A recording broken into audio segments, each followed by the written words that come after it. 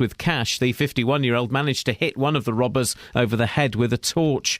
The Northern Ireland First Minister Peter Robinson has given the Westminster government until tomorrow to respond to a row which is threatening to bring down the power-sharing executive in Belfast. He's demanding that letters telling more than 180 Republican paramilitary suspects they wouldn't be prosecuted should be withdrawn, saying he'll stand down if they aren't. The letters were sent out under both Labour and the Coalition to try to shore up the peace process.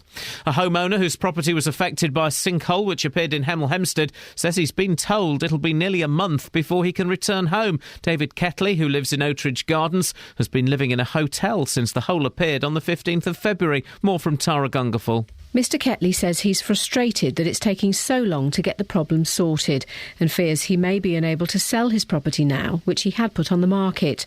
The hole, which was 35 feet wide and 25 feet deep, was filled with concrete 6 days ago.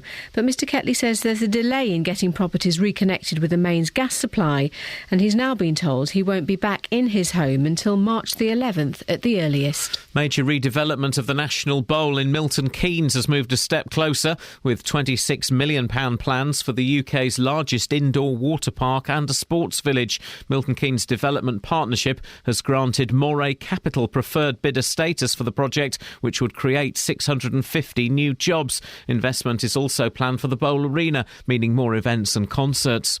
Bedford Hospital has scored highly in a survey which indicates whether it's a good place to work. The survey was taken at a time when the hospital was coming under criticism from parents in the town for changes to its paediatric services.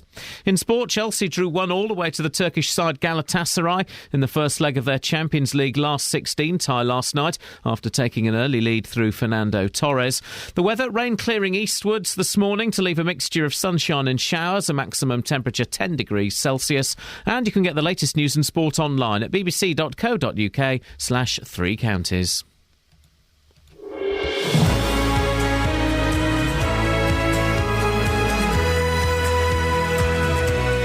Morning, this is Iain Lee, BBC Three Counties Radio. Disaster strikes here. Disaster strikes. None of the printers are working. None of the printers are working. And the kitchen's in a right mess.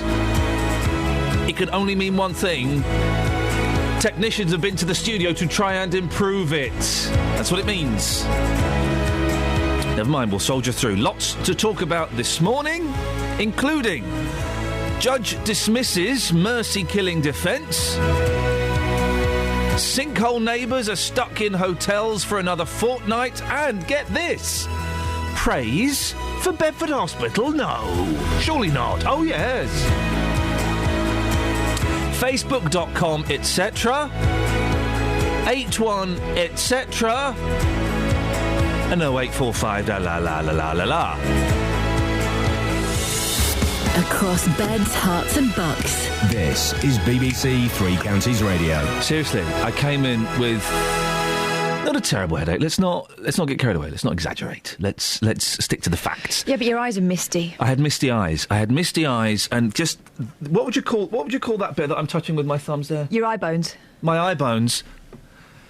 My eye bones. It's your socket, isn't it? Yeah, it's the upper echelons of my socket, the eye roof. The attic of my eyes. Your porch, your eye porch. That's it, we got it. The eye porch was very, very heavy. It was painful. I took several times more than the recommended dose of Nurofen migraine relief.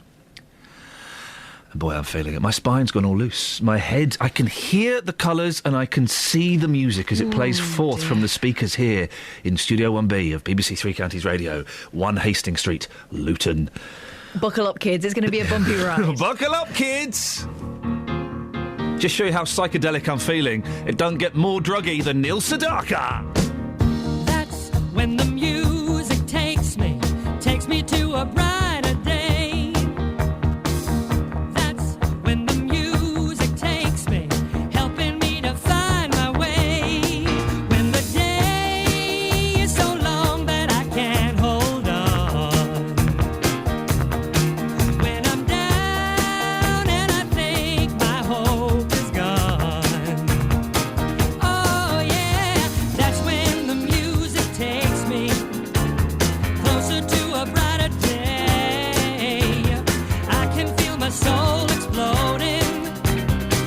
a good feeling helping me to find my way, my way. When the bluebird sings her sad, sad song, and the wind brings a cold to tag along.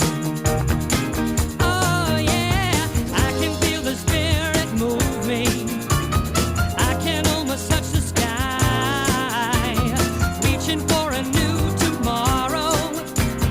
I know it's hard, but music makes me wanna try.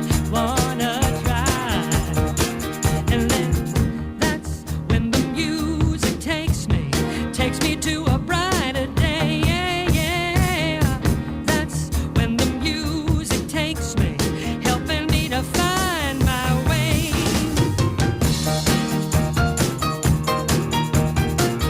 That's when the music takes me.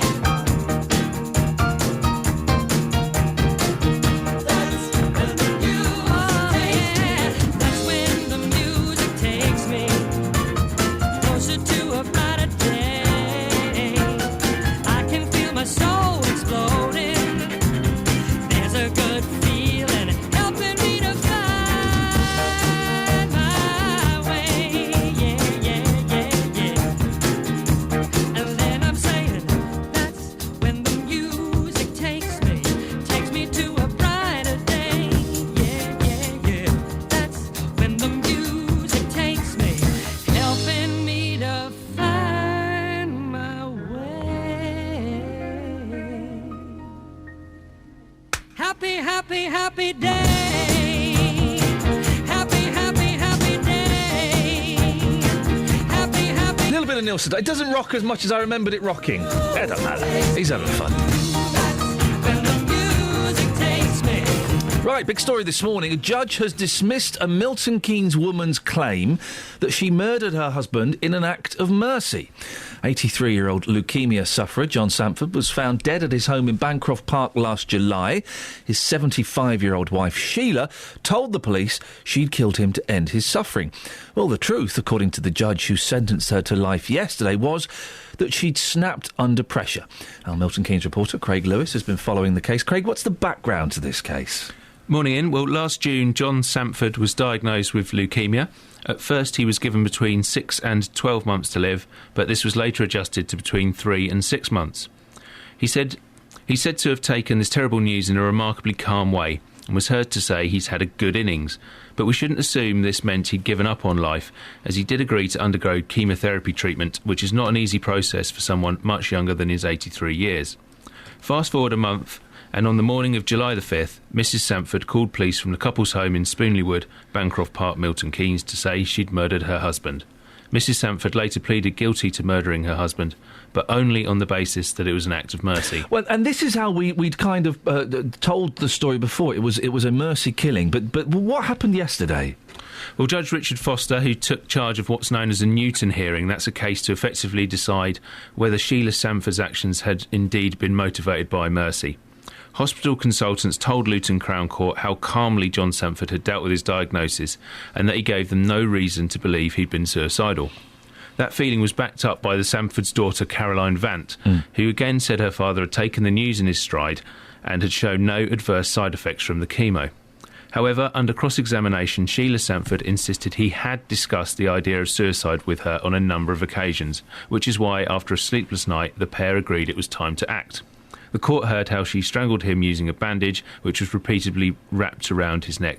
But Judge Foster rejected this claim, saying that it wasn't a mercy killing. Oh, on what basis? On the basis that he didn't believe her story, quite simply. He told her that rather than being a pre-agreed and planned mercy killing, he believes she'd snapped under the pressure of the situation. Mrs Samford had been ill for some years herself and had undergone 2 major operations on her foot. During this time, her husband had acted as a carer, but after his diagnosis, he'd no longer been able to fulfil that role. And the judge referred back to the testimonies of the doctors and the Samford's daughter and said there was no evidence to suggest that Mr Samford had wanted to end his life. Indeed, what he'd heard from those witnesses suggested quite the opposite. He also pointed to the fact that Mrs Sanford had spoken to neighbours about holiday plans and hadn't taken any steps for the future care of the much-loved family dog Skye, should her husband die and should she be imprisoned as a result. This, the judge said, suggested the act was not pre-planned, and in sentencing Mrs Sanford to life in prison, a mandatory sentence for her crime, he said she must serve at least 9 years in custody before she could apply for parole. The judge took her age and the stress she was under into account, but in summary he said this mitigation didn't deter from the evil of what you have done. You took away a man's life prematurely. What you did in particular is deprive your daughter and his daughter of the opportunity to say goodbye to him and for him to say goodbye to her. So what have the police said about this case? Well, after the sentencing, Detective Chief Inspector Mark Glover said they'd always insisted this was a murder inquiry, but as the inquiry progressed, it became obvious there were other factors other than Mr Sanford's health. He said although he had sympathy with Sheila Sanford, you had to think of the impact of her actions. The extended family did not have the opportunity to say goodbye, and neither, importantly, did John himself. Thank you very much for that, Craig. 08459 455 555 is the phone number if you want to give us a call. We will be talking about the implications that this kind of thing has. Mercy killings. Does this change your opinion of them slightly? Did it change your... This was her argument, it was a mercy killing. The judge ruled that it wasn't. We often talk about mercy killings on here and whether they are appropriate or not. Does this change your opinion if this argument, this defence was being used in court and was dismissed outright by the judge? It just goes to show that if you were to do something like this, you're laying yourself wide open to all kinds of risk there, aren't you? And how do you prove that that's what the other person wanted? And as the person who was ill, how do you prove that the person who kills you is acting in your interests? It's really difficult. 08459 455 555.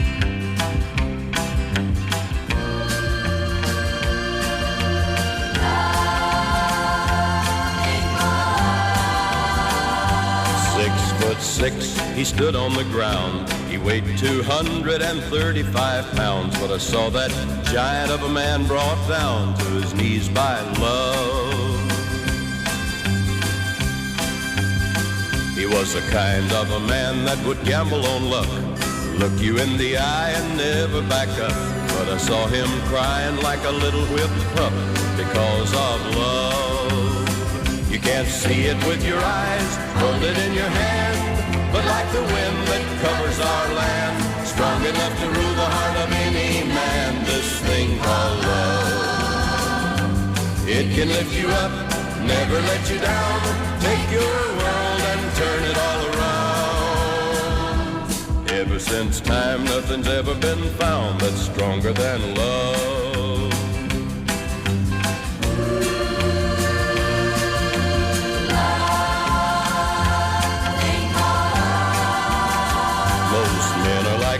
They struggle in doubt, they trouble their minds day in and day out, too busy with living to worry about a little word like love.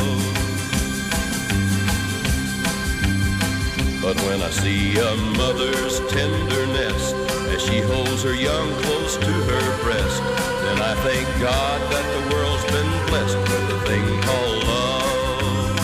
You can't see it with your eyes, hold it in your hand, but like the wind that covers our land, strong enough to rule the heart of any man, this thing called love. It can lift you up, never let you down, take your world and turn it all around. Ever since time, nothing's ever been found that's stronger than love. Ever since time, nothing's ever been found that's stronger than love.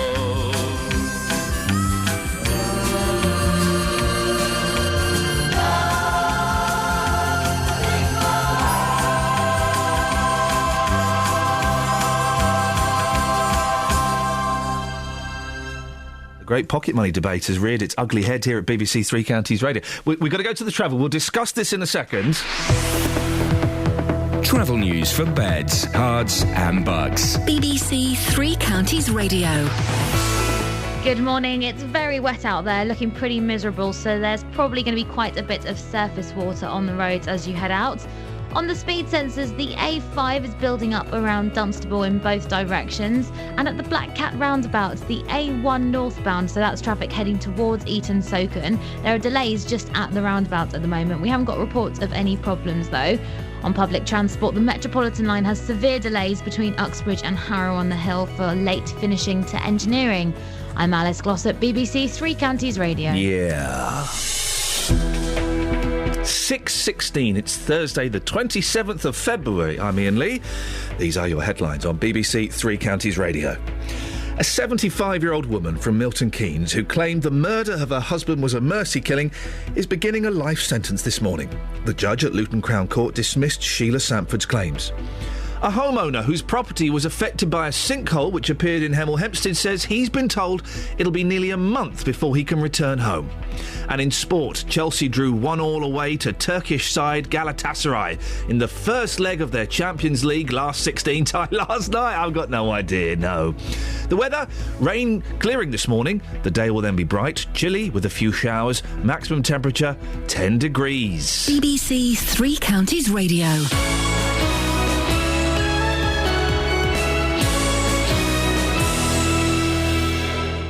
World War I at home on the BBC. The number of men who died probably reckoned to be about 135. Revealing untold stories. If we can show at Wadston, if we can be seen to be trying to do something for the war effort, then everybody else should be able to do that. Discovering local memories. I tracked a dead man down a trench. I knew not he was dead. World War I at home. Walking between lessons, today's students at Haileybury College pass by a memorial to the former pupils who fought and died in the First World War. Revealing local stories. And he discovers that it's just gone 11 o'clock on the 11th of November, and in fact the First World War is over. World War I at home. Every morning this week from 8:15 on BBC Three Counties Radio. Right now I'm doing the Mobot. Right. And then before that I was doing... Is that Usain Bolt? Kinda. Bolt? Mobot. What other words can you do with one arm movement? Oh, how rude. So, I was saying last night, my little boy, the eldest, was being a right little so-and-so. The last 3 nights... Back to school, isn't it? That's what happens. Exactly. He's been very, very naughty, very disrespectful. Although it's hard to take a child having a strop seriously when they're doing the most scrunched-up face in the world and they're completely naked. It really does. Takes away from the gravitas, doesn't it? It takes away from... Well, I certainly saw his little gravitas, but... He damaged a very expensive... Doing that, he damaged a very expensive bin, right? A very expensive bin. And even my wife went a little bit angry with him. And I said, right, what we're going to have to do, young man, is I was very calm. We're going to have to work out a way that you can contribute towards the purchase of a new bin. What does contribute mean? I said, so what we're going to do is you're going to be doing some chores around the house and you won't be getting any pocket money for them. Oh, no! Now, recounting the story to a fellow parent, although she's of the lady variety, Catherine Boyle. And yes. You went, what? They get pocket money? They're children. They're tiny children. Yeah, they're children. Children get pocket money. What are they spending it on? Well, probably hooch and glue, knowing kids these days. No, well, he's 4 and 2, so the 4-year-old gets... I mean, it's not, it's like £1 a week or something. Okay. But it's through doing chores. He doesn't just get it. He has to What kind of chores are we talking here? Bit of light, dusting... It does a bit of dusting. Creosoting of sheds? No, things like feeding the rabbit and tidying up after his meal. What stuff are you just supposed to do? Without a bribe? No, it's not. It's not a bribe. So your girls are 5 and 2. Yeah, they get nothing. No, tight. They get plenty. They get sweets or chocolate on a Friday only. So okay. No, sorry. So you give them sweets and chocolates despite Britain's obesity crisis. No. Fine, carry on. Only on a Friday. No, okay. Yeah. No. One thing on a Friday. I thought you were going to say that was cruel. Yeah. No, go on. So they get that. Yeah. On a Friday, and only on a Friday. Oh, yeah. Which helps me because, they get given sweets at school. Can I eat these? No, it's not Friday. Yeah. End of story. Okay. I don't get any pestering at the supermarket checkout. But you don't think at 5, well, the 2-year-old, that's crazy. But at 5, she should be learning about earning. She should be learning the worth and value of money. Right, yeah. So why don't you entrust her with some money? She does. I don't entrust her. I don't trust her. You give her the card. Entrust her. She gets money put into a bank account that she isn't allowed to touch, really, unless she expresses a desire for something in particular, and then they'll say, well, you have a certain amount, and once it's gone, it's gone. She can't finger that. She can't fumble it. She can't touch it. She needs to have money that she can hold. Do you know what happens to the little piggy bank she's got in her bedroom? Yeah. It ends up sprinkled around her bed. Well, that's because it doesn't with my boys. Really? They end up counting. Do they finger and fumble with the money? Yeah, or the pig. But yes, they do. They are growing to respect money. Although when he broke that expensive bin, why would you have an expensive bin? Asked my wife. What age? I can't believe that you can hit a kid in the pocket at the age of 4. Which is what you've done. Well, I've done it. OK, over to you, dear listener. What age do you think young children should get pocket money, please? 08459 455 555. I think it's like £1 a week or something. Yeah, I understand that. What? Just they've never expressed an interest in it. Well, I tell you what, OK. So while they're not expressing interest, they ain't getting it. Well, in 20 years' time, when your daughter is an unmarried mother with 5 children and she's putting her hand out to the state, I'll be coming to your son for alimony. Oh, Justin, what age did you get pocket money? Probably about 2, 3. Go and buy some vinyl, boy. Did your mum did she actually give you cash, or did she cut out the middleman and just give you smokes? No. No, what happened was, every single weekend, I went to the Old Town record shop, and my dad bought me 2 singles. That effectively was my pocket money. I was in Birmingham last week.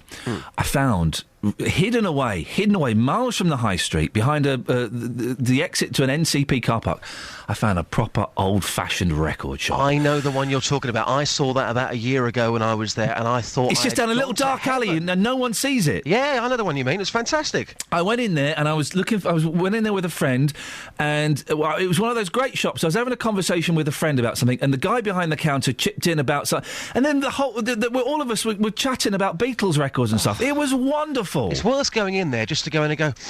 Yeah. The smell of real vinyl. The smell of real vinyl and sweaty men. Yeah.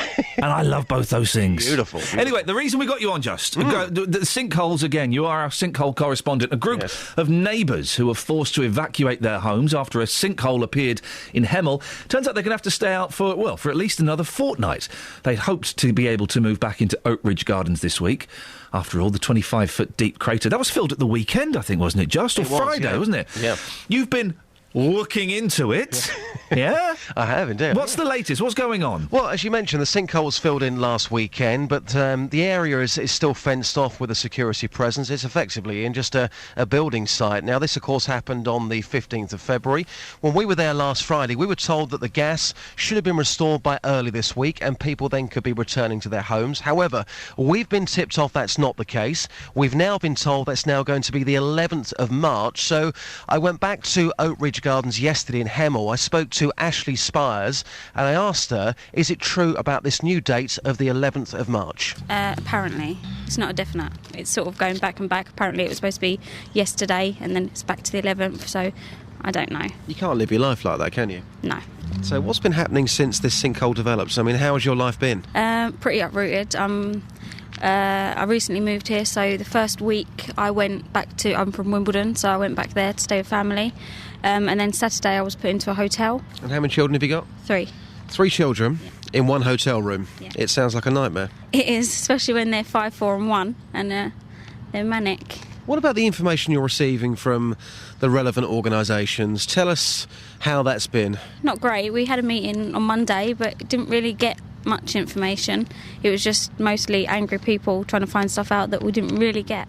Now, some people here, the odd person has gone back without any gas. Yeah. Can you actually go back to your home if you wanted to without gas? I don't know. I've just been told that we can't go back yet because we don't have electric or gas. So you're back here today, what, getting post or...? Yes, it's my son's birthday on Friday, so I'm collecting cards from relatives. That'll keep him happy then, won't it? Yes. I mean, looking around here, it's all fenced off. There's workmen. It's a building site. You can't go and live in your home. You're in a room in a hotel with your 3 children.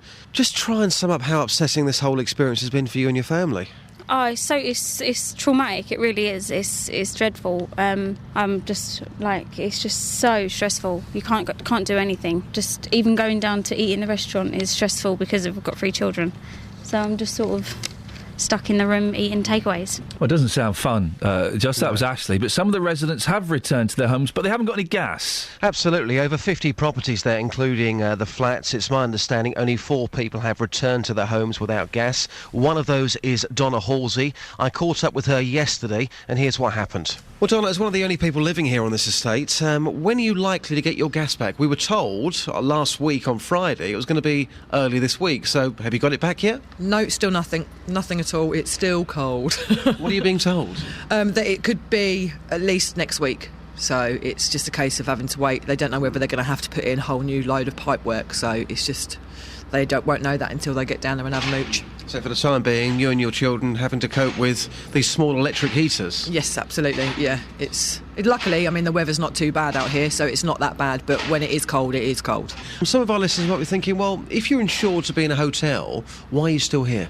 I'm staying here purely because of my son. He's got all sorts of little difficulties, bless him, so I just need to keep it as grounded and as normal as possible for him. But there's other people that have got gas cookers that can't necessarily be here, so it's just a case of making the best of what you can. So if you moved into a hotel, the upheaval would really upset your son and his routine? Yeah. There's no way I could do it for him. No way. Justin, listen, thank you very much for that. What are you up to this morning? Well, I'm talking more about sinkholes and whatever you want, really. Pocket money? Yes. Could you do that for us? Because Catherine and I, genuinely, every time we're playing a record or something, we're now kind of baring our teeth at each other.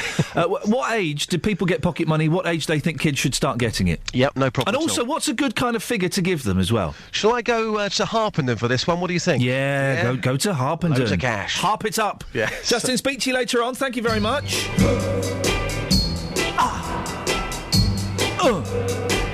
I hear something saying,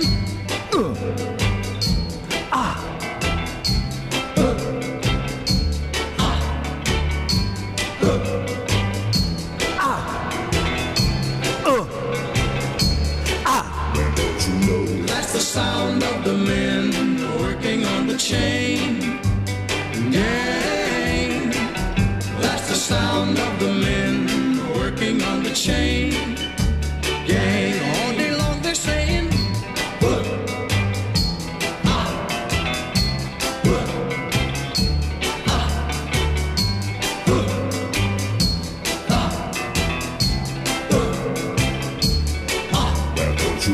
that's the sound of the men working on the chain gang. That's the sound of the men working on the chain gang.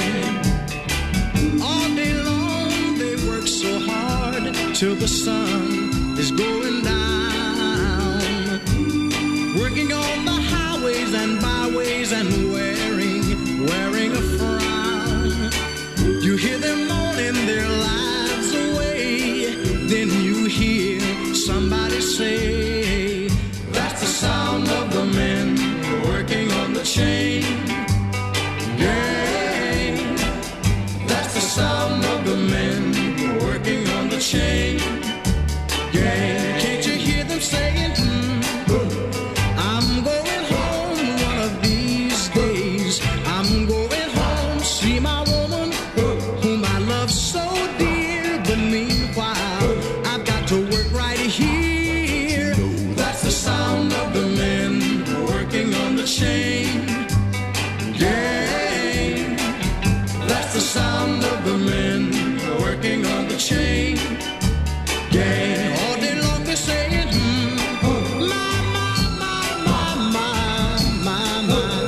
my work is so hard, give me water, I'm thirsty, my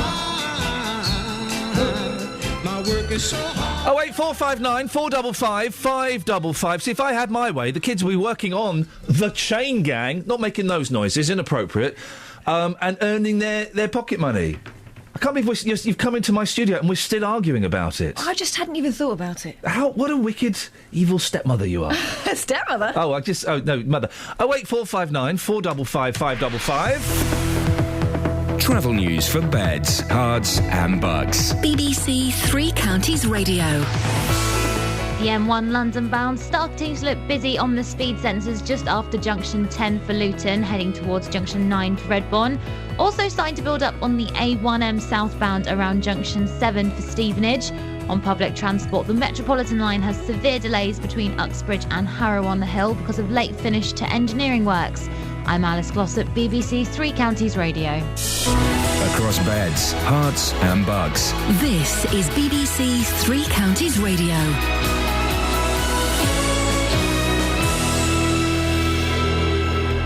It's 6:30. I'm Simon Oxley. A 75-year-old woman from Milton Keynes who claimed the murder of her husband was a mercy killing is beginning a life sentence this morning. The judge at Luton Crown Court dismissed Sheila Samford's claims. Major redevelopment of the National Bowl in Milton Keynes has moved a step closer, with £26 million plans for the UK's largest indoor water park and a sports village. Milton Keynes Development Partnership has granted Moray Capital preferred bidder status for the project, which would create 650 new jobs. And a homeowner whose property was affected by a sinkhole which appeared in Hemel Hempstead says he's been told it'll be nearly a month before he can return home. Three Counties Sports. BBC Three Counties Radio.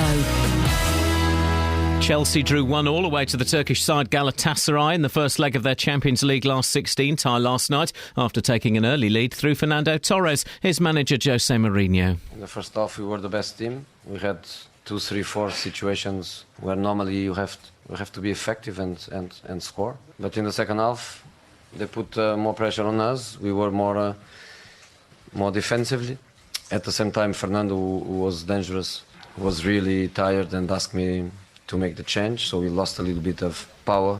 In last night's other tie, Gareth Bale and Cristiano Ronaldo both scored twice as Real Madrid won 6-1 away to the German side Schalke.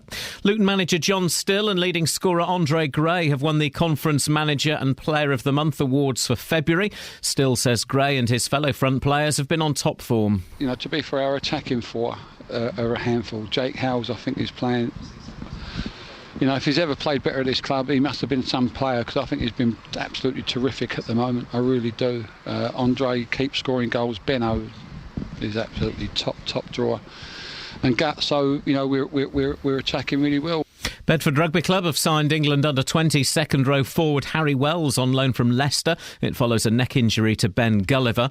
England cricketer Jonathan Trott is set to make his comeback for Warwickshire in April. The batsman left the Ashes tour of Australia in December with a stress-related illness. And the world champion Red Bull Formula One team are to get the freedom of Milton Keynes. The status will be confirmed at a special council meeting next month. BBC Three Counties News and Sport. The next full bulletin is at 7. Across beds, hearts and bucks. This is Iain Lee. BBC Three Counties Radio.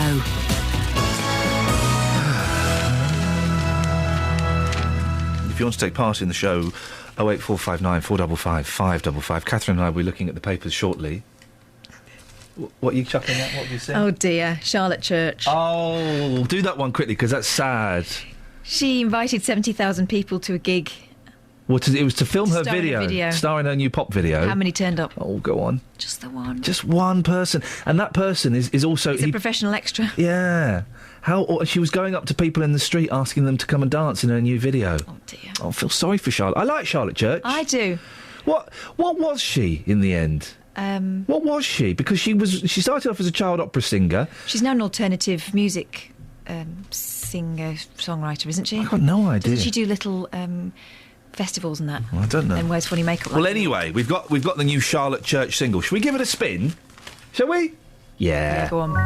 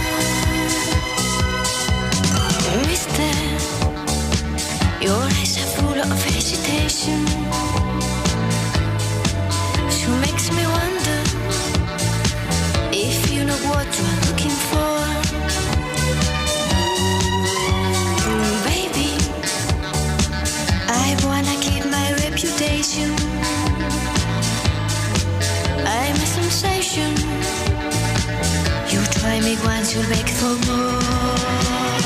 Oh, yes, sir, I can boogie, but I need a certain song. I can boogie, boogie, boogie, all night long. Yes, sir, I can boogie, if you stay, you can't go wrong. I can boogie, boogie, boogie, all night long. No, sir, I don't feel very much like talking. No, neither walking. You wanna know if I can dance? Yes, sir. Already told you in the first verse and in the chorus, but I will give you one more chance.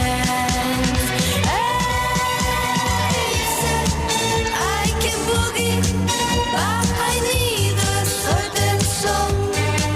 I can boogie, boogie, boogie, all night long. Yes, sir, I can boogie, if you stay, you can't go wrong. I can boogie, boogie, boogie, all night long. Yes, sir, I can boogie, if you stay, you can't go wrong. I can boogie, boogie, boogie, all night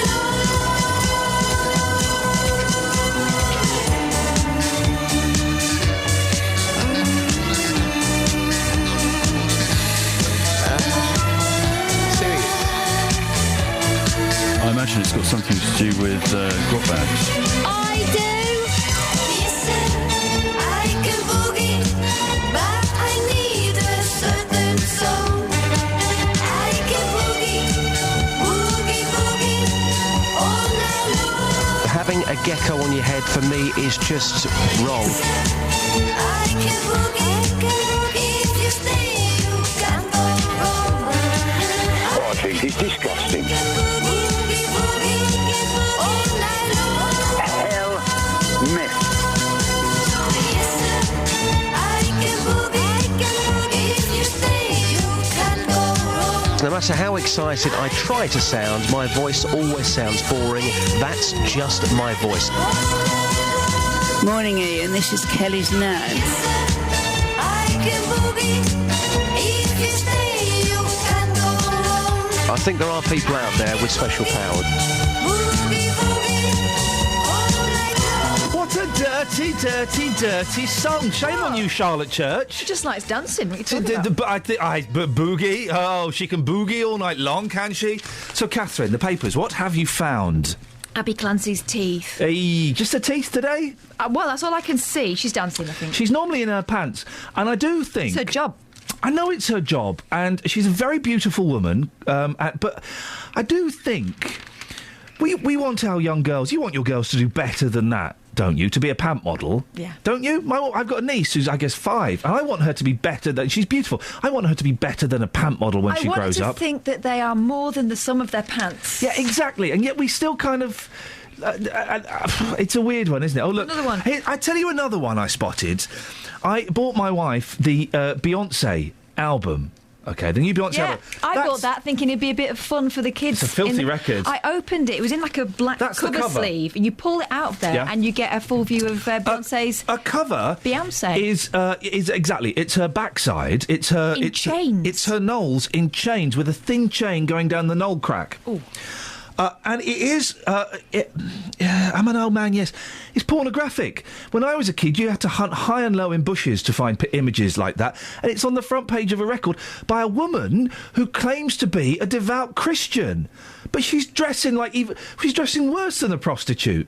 I'm getting so old, Anna, I can hear me now. Look at this. This is what annoys me. While we're on this pitch... Daily Express, the timeless appeal of the hourglass figure, and then going on about corsets. Hey, girls, there's a reason we came out of corsets. Yeah. It was damaging our innards. Well, no, according to a new book, Catherine, it doesn't damage your innards. Well, it doesn't look very healthy, does it? It looks... What's happened to all your guts? It's good for your Sucked guts. up into your chest Well, cavity. according to the woman I saw the other day, who was obviously wearing a corset under a dress, all of your guts get pushed up to just under your armpits and they flop over the edge. That's what happens. Take normal. I do wonder. You know, we talk about sexualisation of children and stuff. Beyonce, you know, she's seen as a strong, independent woman. She's different from Miley Cyrus because she's strong. What are you doing? You're right. That's what Beyonce does all the time now. She can't seem to keep her bum still. Exactly. She's a strong, independent woman. She's different from the Miley Cyruses. She's different from all of those Pop-Tarts. Well, she's not really. She's not. She's showing basically her bare backside on the front of a record cover. Dirty mare. Mind you, if I had that backside. Wah! Speaking of backsides, you seen this picture of Tom Daley? No, show. I'll show you. I will. Pal makes ass of Tom with splash flash selfie. Diver Tom Daley's best pal takes a cheeky selfie with the splash star naked in the shower behind her. So Tom Daley's behind her having a shower. So the girl... I can't think of a scenario in which I've been in the shower with my best friend. Well, yeah, he's a gay boy and she's a young lady. That happens quite a lot. I've got gay friends. Again, they've never invited me into their shower. So she's taken a picture of her face and she's raised her finger to be touching... so it looks like she's touching his bot-bot. Oh. That's the picture. The son have carefully put 5 rings over his... one. It went up on Instagram. Sophie Lee is her name, no relation to me. It was posted on photo-sharing website Instagram, but taken down within minutes. I bet Tom Daley... He has his back to her. Perhaps he didn't know she was there. Yeah, he didn't know she was doing it. Last night, a source revealed, i.e. the Sun made it up. Tom knows Sophie was larking about, but he's concerned about his reputation. He's supported by sponsors like Adidas, and he's also the face of a major ITV family show. Oh, has he got a major ITV family show? Yeah. You should advertise that. Hey! Yeah? When is a scooter not a scooter?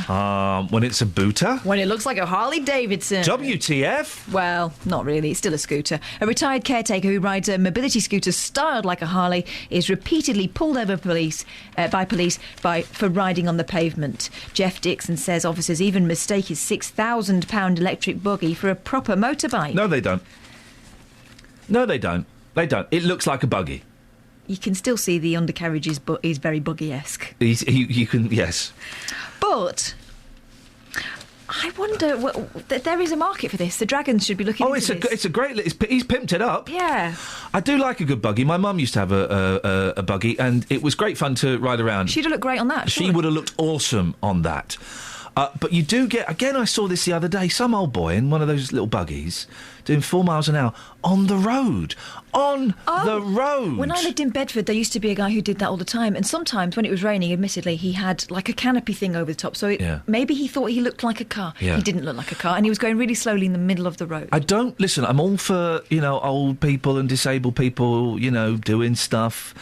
But I do think there should be a little testy-poos for you before you're allowed to drive one of those mobility scooters. You should have to have lessons and a test, and the rules should be explained to you. And if you fail that test, I'm sorry, love, it's wheels on meals. On wheels. Yeah. Harsh but fair. Hey, I love the Pope. He seems like a nice guy. Better than the last one. This one certainly seems like he has principles. He has a laugh, this Pope. New Pope. What's his name? Pope Tony. No, what's his name? Pope Steve? What's his name? Pope Francis. Yes. Because he looks like the not the last Pope, who was a real disappointment, but the Pope I grew up with. Oh, yeah. Pope John Paul II. Although he was very right-wing. He was. It turns out, actually, he was quite an unpleasant gentleman, but he looked good. He looked like a Pope. This Pope, I like the cut of his jib because he's got rid of a lot of the finery involved in Pope. And also now he's got a new edition here in lots of the newspapers. He's got a mini Pope. Has he really? Imagine if it was his. Is that just someone? Is that not just a fan? That's a little baby boy, 19 months old, dressed up as the Pope. Is that okay? He's come as the Pope. I would love... Can we do I don't know, is this offensive? I'm not Catholic or I'm not anything, really. If we all came to work dressed up as the Pope, would that be okay? Because I like the white look. I like the little hat with the little, kind of thing sticking out of it. It looks like an acorn cup. And I like the kind of... I like the look. I'm not Catholic, but I'm feeling this is all kinds of wrong. What noise did you just make? Did that come from her mouth? Oh, no, it came from my very guts. In that case. Travel news for beds, cards and bugs. BBC Three Counties Radio. The M25 anti-clockwise, slow going now between junction 26 for Waltham Abbey and 25 for Enfield. Looking on the speed sensors in Luton Airport Way as you approach the airport, looking very slow from the A505. Also the A1M southbound, struggling around junction 7 for Stevenage. And on public transport, the Metropolitan line have minor delays between Uxbridge and Harrow on the Hill because there was a late finish to engineering works. I'm Alice Glossop, BBC Three Counties Radio. Thank you very much, Alice. 6:46, it's Thursday the 27th of February. I'm Iain Lee. These are your headlines on BBC Three Counties Radio. A 75-year-old woman from Milton Keynes who claimed the murder of her terminally ill husband was a mercy killing is beginning a life sentence this morning. The judge at Luton Crown Court dismissed Sheila Sanford's claims. A homeowner whose property was affected by a sinkhole which appeared in Hemel Hempstead says he's been told it'll be nearly a month before he can return home. And in sport, Chelsea drew 1-1 away to Turkish side Galatasaray in the first leg of their Champions League last 16 tie last night. 08459 455 555. What age did you start getting pocket money and how much is appropriate these days? All of that and more after we get the latest weather. Beds, Herts and Bucks weather. BBC Three Counties Radio. Morning. Morning. Morning. There's no weather. Never mind. I'll tell you what it is. It's going to be wet, probably a bit miserable, and it might dry up a bit later on. Trevor's on the M1. Morning, Trevor. Morning, Ian. I don't know what happened to the weather there. We had no weather. It's horrendous out here. Exactly. That's all we need to know. It was flipping miserable. Flipping miserable. What have you got for me, Trevor? That scooter you was talking about, I think it's the same one as what my mum's just bought. What, your mum's bought a scooter that looks like a Harley? It's a Sport Rider. It's, the front end is actually a motorcycle front end. It's got front forks. A Sport Rider? Yeah. Sounds like Tiger Woods. How does it work? Well, the back end looks like just like a wheelchair with a battery box. Oh, I can see it. Look. But the front end is the front end of a motorcycle. It's a 30-mile range at about 8 miles an hour. That looks pretty cool. That looks awesome. So it's got like handlebars and a light and It things. looks a bit like a chopper. It does, it does from the front. It does look like a motorbike because it is the front end of a bike. Now listen, with the greatest of respect, is your mum going to be safe on that, or is she going to be one of those nightmares that bashes into people? She's not using it at the moment. She's getting it for when she decides to stop driving. Okay, so she's going to have it in touch for when the car has to go. Yeah. Okay. She's got quite a powerful car at the moment. And Which is a speed demon. where does she live, Trevor? So we know to avoid it. Stevenage. Okay, no one go to Stevenage. She likes her powerful cars. I bet she does. And she's gone for the motorbike look. Are there any other options available? Like, can you get like one that looks like Postman Pan's van or something? I can't speak today. I suppose if you got that rain cover on it, it would look like one. It would do it. Trevor, thank you very much. I can't speak today. I'm getting the Nurofen wobbles Right, of the tongue. we'll get a coffin. Yeah, get a coffin. 08459 455 555. I once saw a woman. I went to one of those historical reconstructions. What? Yeah, you know. What do you mean? Rest Park is brilliant. You should go with your boys this year. Historical reconstruction? On St George's Day, they have like a sort of pageant type thing in the ground. It's brilliant. But also the reconstruction blokes pitch up with their tents and... Oh, they do pretend to have a fight? Yeah, and pretend to be blacksmiths and the like. All right, so But there's jousting and all that. It's great, right? Yeah. There was a woman driving round in a mobility scooter, but she'd attached a horse's head. A real one? So she looked like a knight. A real horse's head? No, I think it was plastic. I didn't... Oh, OK. Because that would have been very macabre. Huh?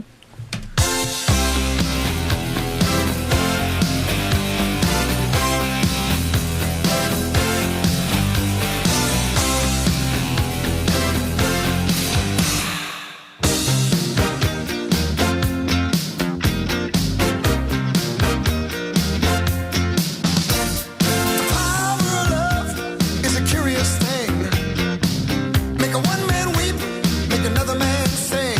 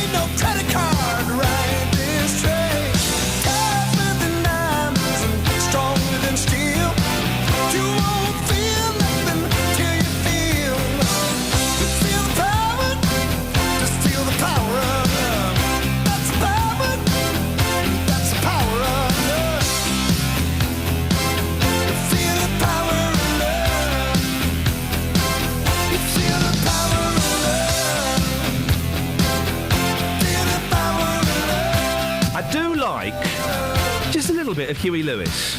Bit of Huey Lewis. That bit. I interviewed him once. What a lovely, lovely gentleman. He sounds like the sort of person who couldn't be an angry, bitter and twisted sort of person.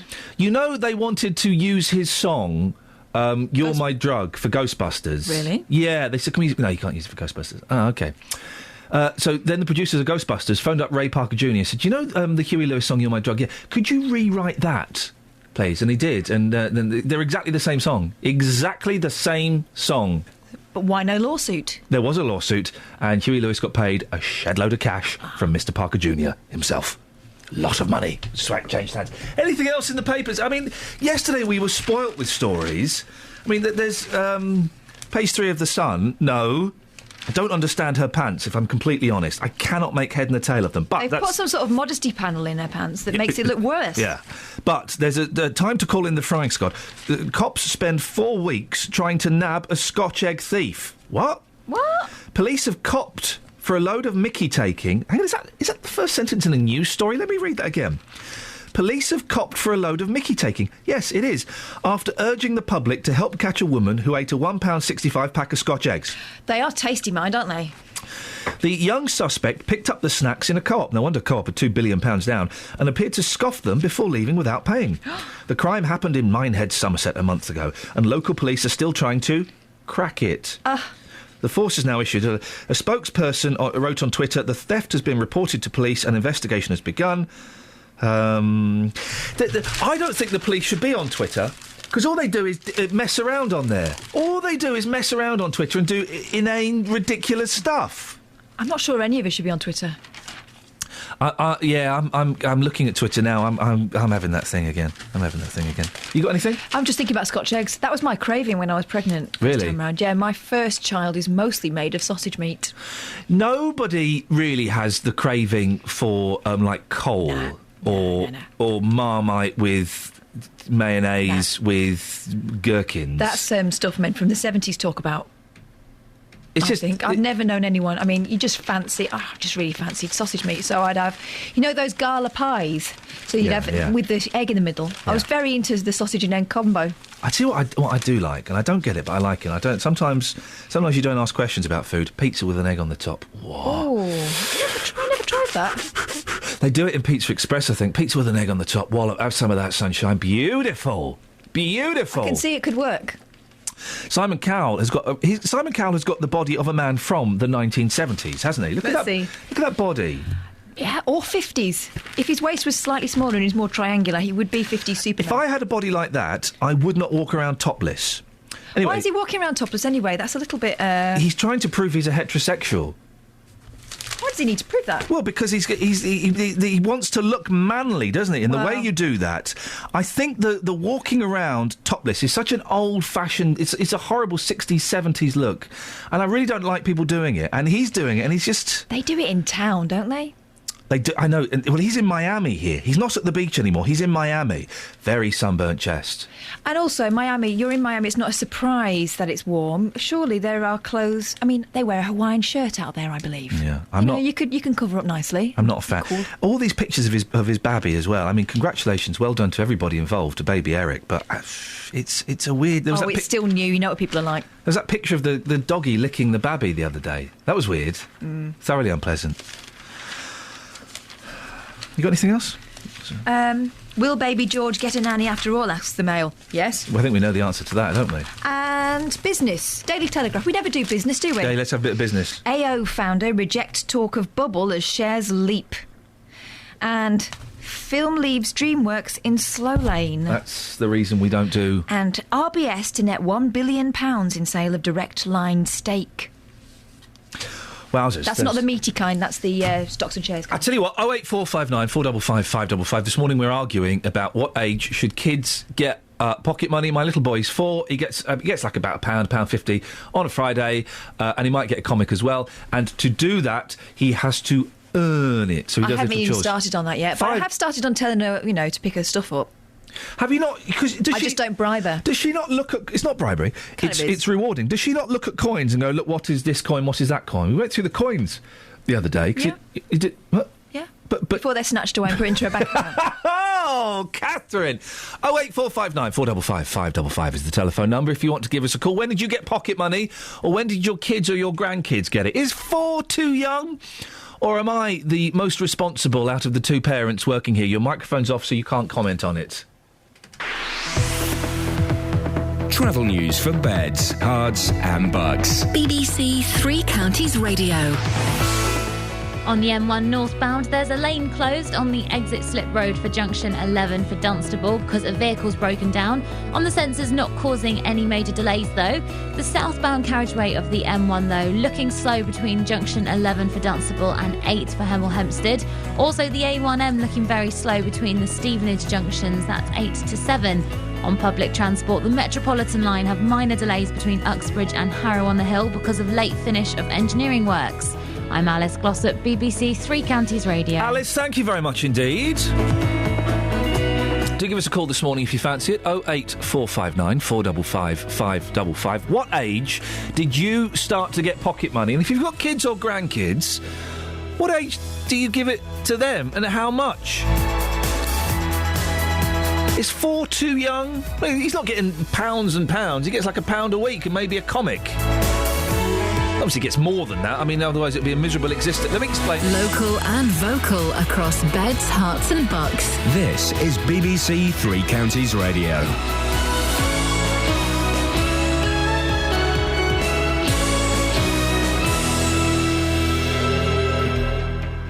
It's 7 o'clock. I'm Simon Oxley. The headlines: murder of terminally ill husband was not a mercy killing. Indoor water park for the Milton Keynes Bowl, and Hemel Hempstead sinkhole still leaving people homeless. BBC Three Counties Radio. A 75-year-old woman from Milton Keynes who claimed the murder of her terminally ill husband was a mercy killing is beginning a life sentence this morning. Dismissing her claims, the judge at Luton Crown Court said Sheila Sampford robbed her husband of the chance to say goodbye to his daughter. More from Craig Lewis. Although 83-year-old John Sampford was dying of cancer, Chief Inspector Mark Glover says she didn't strangle him to end his suffering. There were other factors in the inquiry that led us to believe Sheila had committed this murder for other reasons. DCI Glover believes she said it was a mercy killing to make herself feel better. Yes, I do. I think she probably believed that after it had happened, yes. The judge ruled Mrs Sampford must serve a minimum of 9 years in jail. Major redevelopment of the National Bowl in Milton Keynes has moved a step closer, with £26 million plans for the UK's largest indoor water park and a sports village.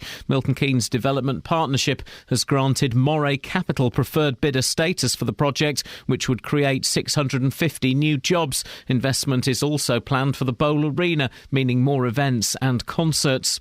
Standard Life has become the first big Scottish company to warn that it's drawing up contingency plans to move its multi-billion-pound business out of the country if there's a vote in favour of independence in September. BBC News has learned the investment firm would move jobs and assets to England if Scotland broke away from the rest of the UK, unless there was a formal currency and tax deal. A homeowner whose property was affected by a sinkhole which appeared in Hemel Hempstead says he's been told it'll be nearly a month before he can return home. David Ketley, who lives in Oatridge Gardens, has been living in a hotel since the hole appeared on the 15th of February. More from Tara Gungerful. Mr Ketley says he's frustrated that it's taking so long to get the problem sorted and fears he may be unable to sell his property now, which he had put on the market. The hole, which was 35 feet wide and 25 feet deep, was filled with concrete 6 days ago, but Mr Ketley says there's a delay in getting properties reconnected with the mains gas supply, and he's now been told he won't be back in his home until March the 11th at the earliest. A man has been seriously injured after being hit and then attacked with a wine bottle during a break-in at his home in Blunham in Bedfordshire in the early hours of yesterday morning. Two men broke into the house in Grange Road at around 1 a.m. As they left with cash, the 51-year-old managed to hit one of the robbers over the head with a torch. Bedford Hospital has scored highly in a survey which indicates whether it's a good place to work. The survey was taken at a time when the hospital was coming under criticism from parents in the town for changes to its paediatric services. In sport, Chelsea drew 1-1 away to the Turkish side Galatasaray in the first leg of their Champions League last 16 tie last night after taking an early lead through Fernando Torres. The weather: rain clearing eastwards this morning to leave a mixture of sunshine and showers, a maximum temperature 10 degrees Celsius, and you can get the latest news and sport online at bbc.co.uk/3counties.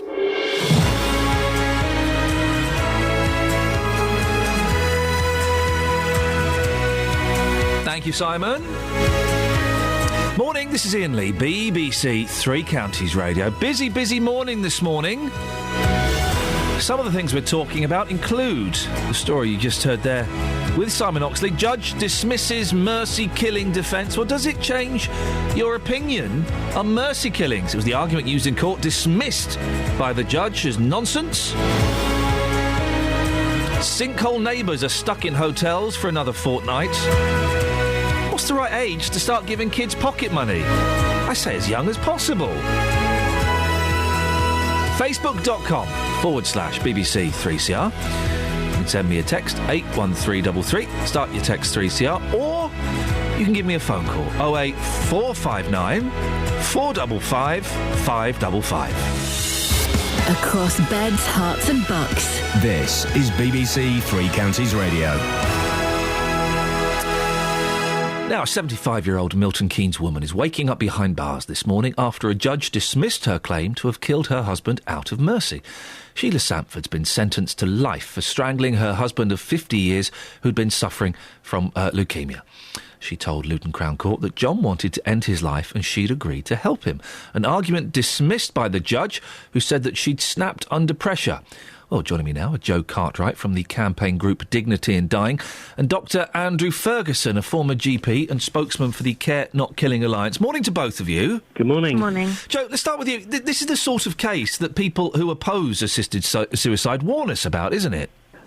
Not at all, no. I think this is the kind of case that shows why a situation where people can talk about what they want and have an open discussion with their healthcare professionals and their family members about if they want to die and why they want to die would be far better than the current situation where people are making decisions behind closed doors. This woman was found guilty of murder. She claimed it was a mercy killing, assisted suicide. We just don't know how these things work, do we? If I've made comments about not wanting to carry on if I get a terminal illness in the past, doesn't mean that someone can take my life away from me, does it? Absolutely not, and it's right that these cases obviously are investigated, and I don't know whether the judge made the right decision in this case, because obviously none of us know what happened behind those doors. But what I do know is that if this gentleman had had an opportunity to talk to his healthcare professionals about the fact that he wanted to die, if he did want to die, and was able to explore that, then this wouldn't have happened, and that's why I want to see assisted dying legalised in the UK. Andrew, does the cases like this strengthen your argument in the Care Not Killing Alliance? I think what we've had here all along has been a tragic domestic homicide in which we can't possibly know what really happened because the key witness is dead, and that's the argument, as I think you've indicated, Iain, for not changing the law. We do have to have law in existence. This was a case of murder. Sheila Sanford pleaded guilty to that, and so the judge had no choice about a life sentence. But within sentencing guidelines for judges, there are a range of guidelines as to how serious, in inverted commas, the taking of life was. We saw yesterday, coincidentally, the whole life sentence and a 45-year sentence for the two men who killed Lee Rigby. Now, against that, the fact that Sheila Sanford can't apply for parole before 9 years are up looks relatively lenient. Conversely, she might have had a more lenient sentence still had the judge been more sympathetic to her counsel's claims about mitigating factors, that he was suffering, that he wanted out, that his last words to her were, "I love you," and so on. I think it's a tragedy. I'm sorry about it in every way. The judge seemed to think that John Sanford had taken the news of his illness well. It had given him time to put his affairs in order. He singled out the fact that he was deprived of the chance to make his goodbyes with their only child, and so on. Judges have a difficult job to do, but yes, the law is right. It should be there. I don't think this case helps Dignity in Dying or Care Not Killing, really. I suppose an argument could be, Andrew, that this proves that the law can work. She claims it was assisted suicide, and the judge didn't buy it. So one could argue that it is difficult for cases of murder to hide under the banner of assisted suicide. That would mean, perhaps, that it's actually quite a safe option. Well, I think you're proving the point that we need a law there. The argument against changing the law, and Joe Cartwright and Dignity in Dying are arguing for a much more minor issue of assisted suicide in people with less than 6 months to live, and that's been the feature of Lord Faulkner's bill coming up in Parliament this year. But we do need a law there to tell us how much we value life and to take away the temptation from people's minds. People's hearts may say yes, but their heads have got to say no to them. Yes, I think this is, as I say, an example of where the law on homicide has worked. I'm not sure the judge bought the argument this was anything to do with euthanasia at all. Joe? I agree that laws need to be in place, and this does go far beyond what Dignity in Dying is calling for, because we would like the patient to be in control of that decision about whether they would want to end their suffering. But I do think that an assisted dying law where this man could have discussed his wishes with his doctors and his healthcare professionals to end his suffering would have been far better, and it would have provided a safety net had he not wanted to die, so to be able to flag up those concerns as well. And so you think, Joe, that if the patient were able to discuss this with health officials and doctors and care workers, that would be the safety net that's required to make sure that homicides and murders don't take place? Well, homicides and murders would still take place, but it would take away that aspect for people who are terminally ill, who want the choice for themselves, to have to make these decisions without conversation. So involving family members, loved ones, doctors, people who can assess whether that person really wants to die, whether there's anything else that can be done to make their suffering bearable and make their existence more acceptable for them, would be far better, because then all these decisions are made before the person has died, rather than these conversations happening after someone's died and there's nothing we can do about it. And I guess that's an important point, isn't it, Andrew? If the law were changed so that people could talk freely about this with doctors and medical workers, and the responsibility was taken away from family and loved ones and put in a more scientific medical situation, it would be safer, wouldn't it? When we change law, three things happen. We do what the new law says. That's obvious. That's why we changed it. History teaches us, and there are tragic examples from Belgium and Holland in countries with health and social systems very like ours, that we go a lot further than the new law says. But the most important thing that happens is that we change the climate of public opinion in which individuals make their decisions. And previous parliamentary rejections of changing the law have talked about pressures, whether real or imagined.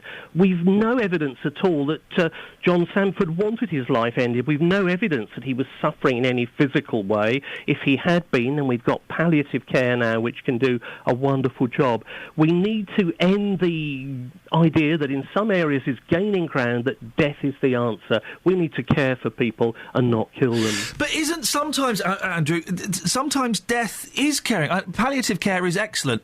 It doesn't always provide dignity, and it doesn't always provide pain relief and comfort, does it? It ought to be able to provide pain relief and comfort. I would argue it's not dignity that people lose in these situations, it's their sense of dignity, and it's our response to that, psychologically, socially, spiritually, in a whole person sense. I think that's what society should be doing, not taking the easier answer. But when my dad passed away last year, he had pancreatic cancer. It was very, very sad, and in his last month, 6 weeks, there was no dignity in his life. Me and my brother had to carry him out of the bed, put him on a commode, stand him up, wipe his back, all of that stuff. Andrew, there's no dignity there, is there? I can understand your dad losing his sense of dignity. I can understand you and your brother feeling this is undignified. But these things happen in life. They're part of the warp and woof of what it means to be human and to live a good long time. And it's the attitudes of family and professional carers. And yes, of course we should do better.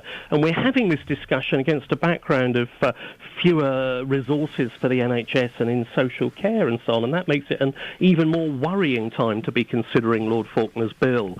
No, I think I can understand you saying that, Iain, and I'm sorry to hear about your dad, as I'm sorry to hear about John Sanford, and in a way I'm sorry to hear about Sheila Sanford, but we do need to keep law there and to do even better at caring for people. Joe, final word to you. I think if an individual feels that their dignity is being compromised and they are suffering at the end of their lives and they are going to die anyway within weeks or months, then it should be up to them to be able to choose whether to end their suffering or not. And it would better protect people if we had that in place. I really appreciate your time this morning, both of you. Last voice you heard there, Joe Cartwright from the campaign group Dignity in Dying, and Dr Andrew Ferguson, former GP and spokesman for the Care Not Killing Alliance. Over to you. We do this every now and then, this conversation, and it's one that will keep popping up for various reasons. 08459 455 555. I guess the obvious question is that we've asked before, assisted suicide, a voluntary euthanasia, what do you reckon? You up for it? Or does this Sheila Sampford case make you think, hang on a second, actually, I'm not sure that this is the right way to go? She murdered her husband. According to the judge, so we can say it, she murdered him because she lost her temper. She snapped. It wasn't the mercy killing that she claimed it was. 08459 455 555. Do cases like Mrs. Sampford, do they muddy the waters slightly when it comes to talking about assisted suicide?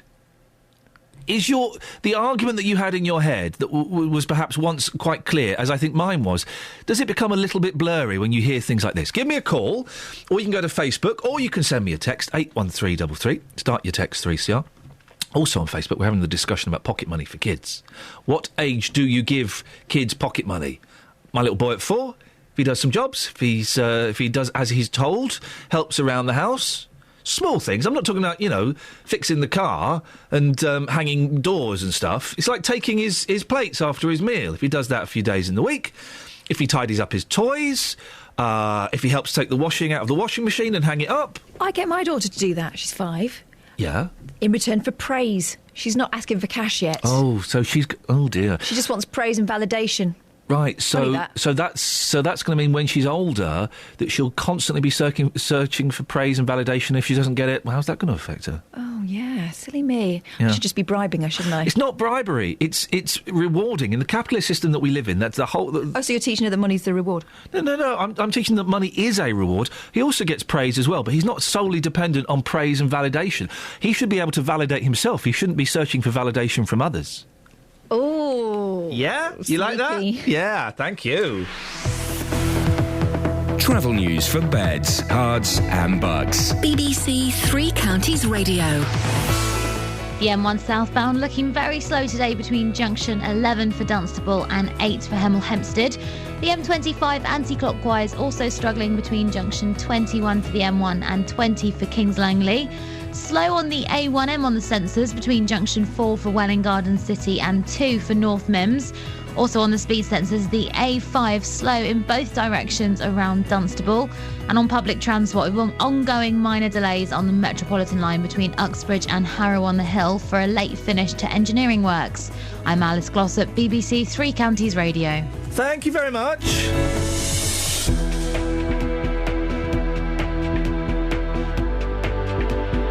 I bet they don't. 7:16, it's Thursday, the 27th of February. I'm Iain Lee. These are your headlines on BBC Three Counties Radio.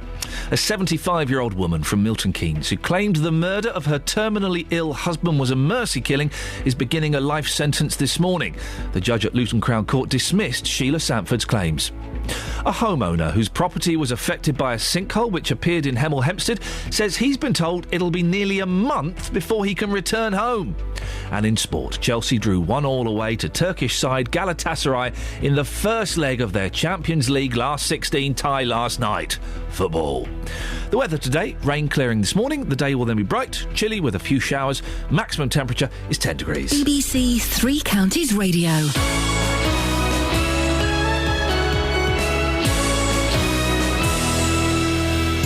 Every weekday morning from 9, the JVS Show. Well, whose fault is it that there are so many fat people in this country? It's a horrible word. Jonathan Vernon Smith. But why do you want to kind of tiptoe around the issue? People are people. People aren't fat just because they're big. Tackling your consumer problems. Over the last few months, I've been palmed off every few days. There are some absolute rogues out there in the car industry. Tim, I'm going to send Wayne in to you. Let's get some detail and we'll get this sorted out. The JVS Show, weekdays from 9, BBC Three Counties Radio. Across beds, hearts and bucks. This is Iain Lee. BBC Three Counties Radio. sinkholes. It's sinkhole season, kids. We've had a few. There's loads across the country, and certainly a couple of big uns. In Beds, Herts and Bucks, and now a group of Hemel residents forced to evacuate their homes when a sinkhole appeared in their street have been told they'll have to stay out for at least another fortnight, possibly even a month. The 35-foot wide and 25-foot deep crater opened in Oak Ridge Gardens on February the 15th. Well, Justin Dealey has been back to the estate. Morning, Just. Hello, Ian.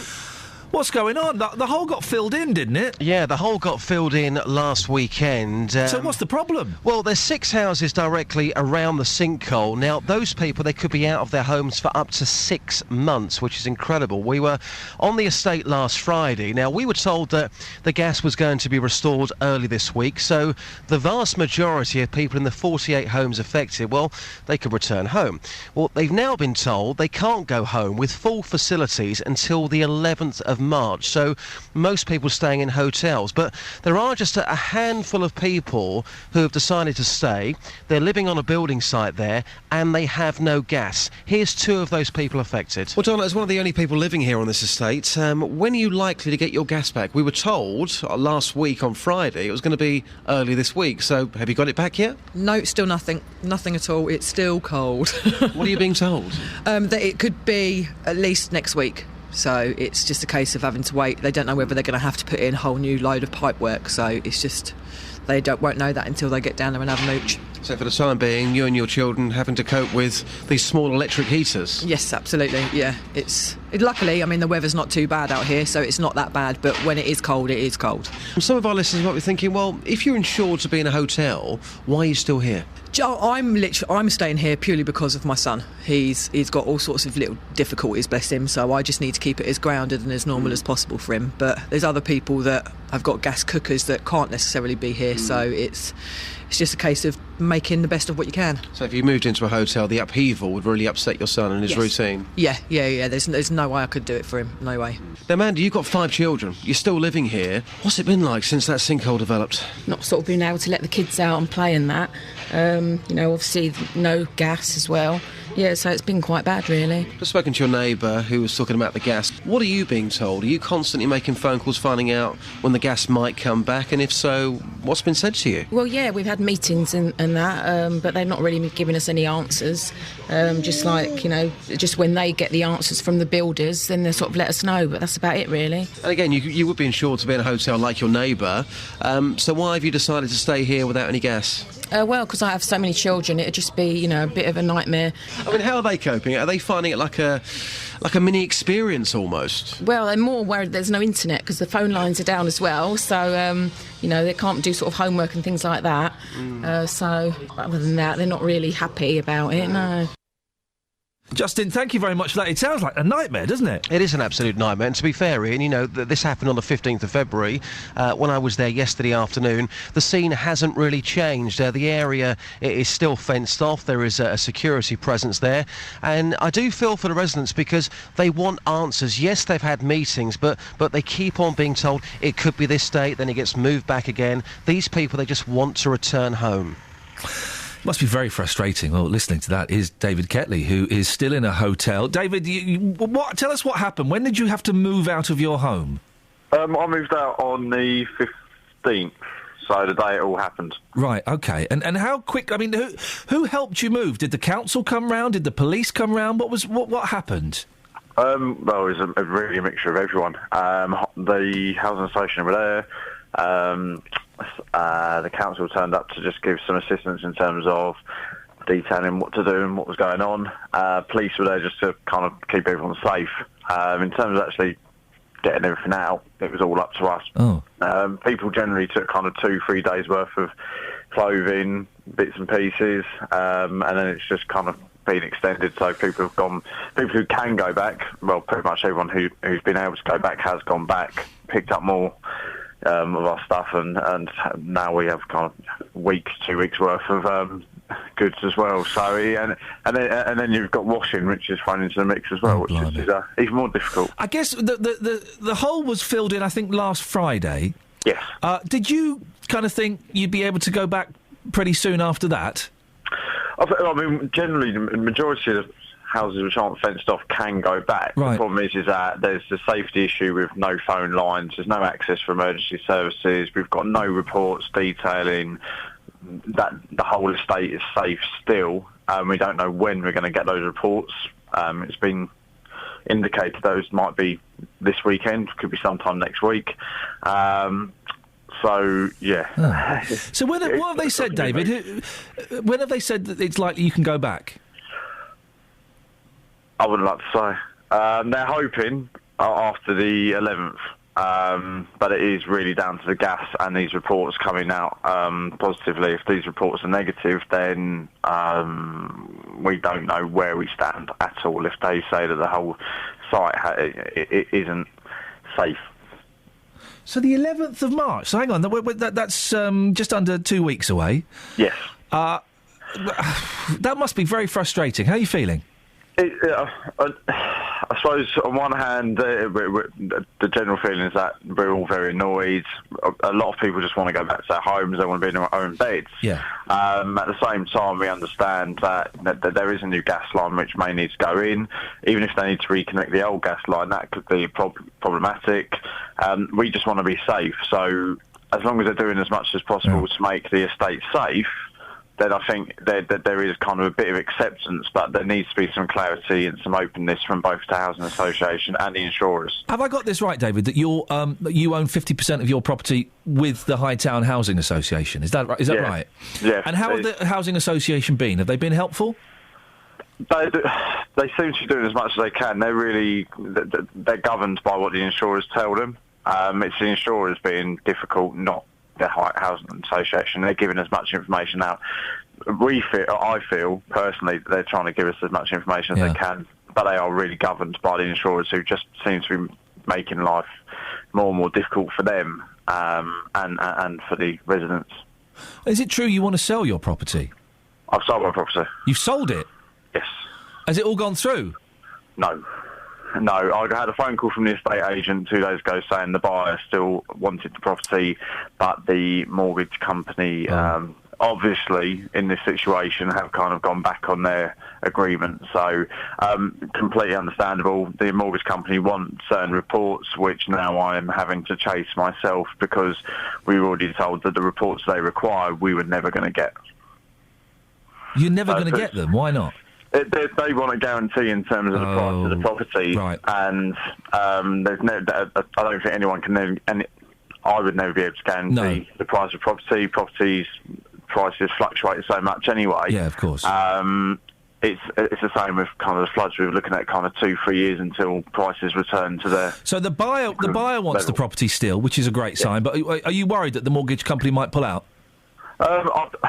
Yeah. If it was me buying, I probably would have the kind of a few more doubts, and then I think everyone can see the mortgage companies are going to find it very difficult to lend on any of the shared ownership properties. David, I sympathise. I've got no idea what it must feel like, but I wish you the very best of luck. Maybe we'll speak in a couple of weeks. Yeah, thanks so much. Best of luck, mate. Take care. Bye-bye. David Ketley, living in a hotel, sold his property. Well, kind of sold his property. It's not gone through yet. Oh, dear. Selling and moving and buying houses is one of the most stressful things anyway, isn't it? Awful. And then to have that thrown into the mix. And you've got to be honest. If you're buying a property, then suddenly a massive sinkhole appears underneath it and the resident, or near it, and the residents can't move in for couple of months. You wouldn't want that property, would you? You'd pull out of that pretty sharpish. Surely. Do you know what? I think we'll look somewhere else. Maybe about 50 miles away. That would be the case, wouldn't it? 08459 455 555 is the phone number. You can also go to facebook.com/BBC3CR. On Facebook this morning, we're asking about pocket money. When is the right age to start giving your kids pocket money? My boy, who's 4, he gets like £1.50. I don't know the exact figures. If they can do jobs, Andrew says, if they can hoover and clean the car at 4, send them to mine. I will pay them. My boy cleans the car. I mean, it's clean in quote marks. Yeah, but it's rubbish. Let's be honest. He cleans the car badly, and when they hoover, they kind of sit on the hoover because they enjoy the whoosh. They're learning responsibility. They're learning to help their parents. I'm not arguing about that, No. against that, and I don't mind the kids. I actively encourage the kids to help me around the house. I just hadn't brought money into it yet. I didn't think that I'd needed to when they're 5. Andrew says, realistically, well, the 2-year-old doesn't get anything. Realistically, about 12 to 14, what do 4-year-olds need money for? CBeebies comics. And Michelle says, teach them young or you'll end up being the family slave. I can't wait for the day they can make a proper cup of coffee.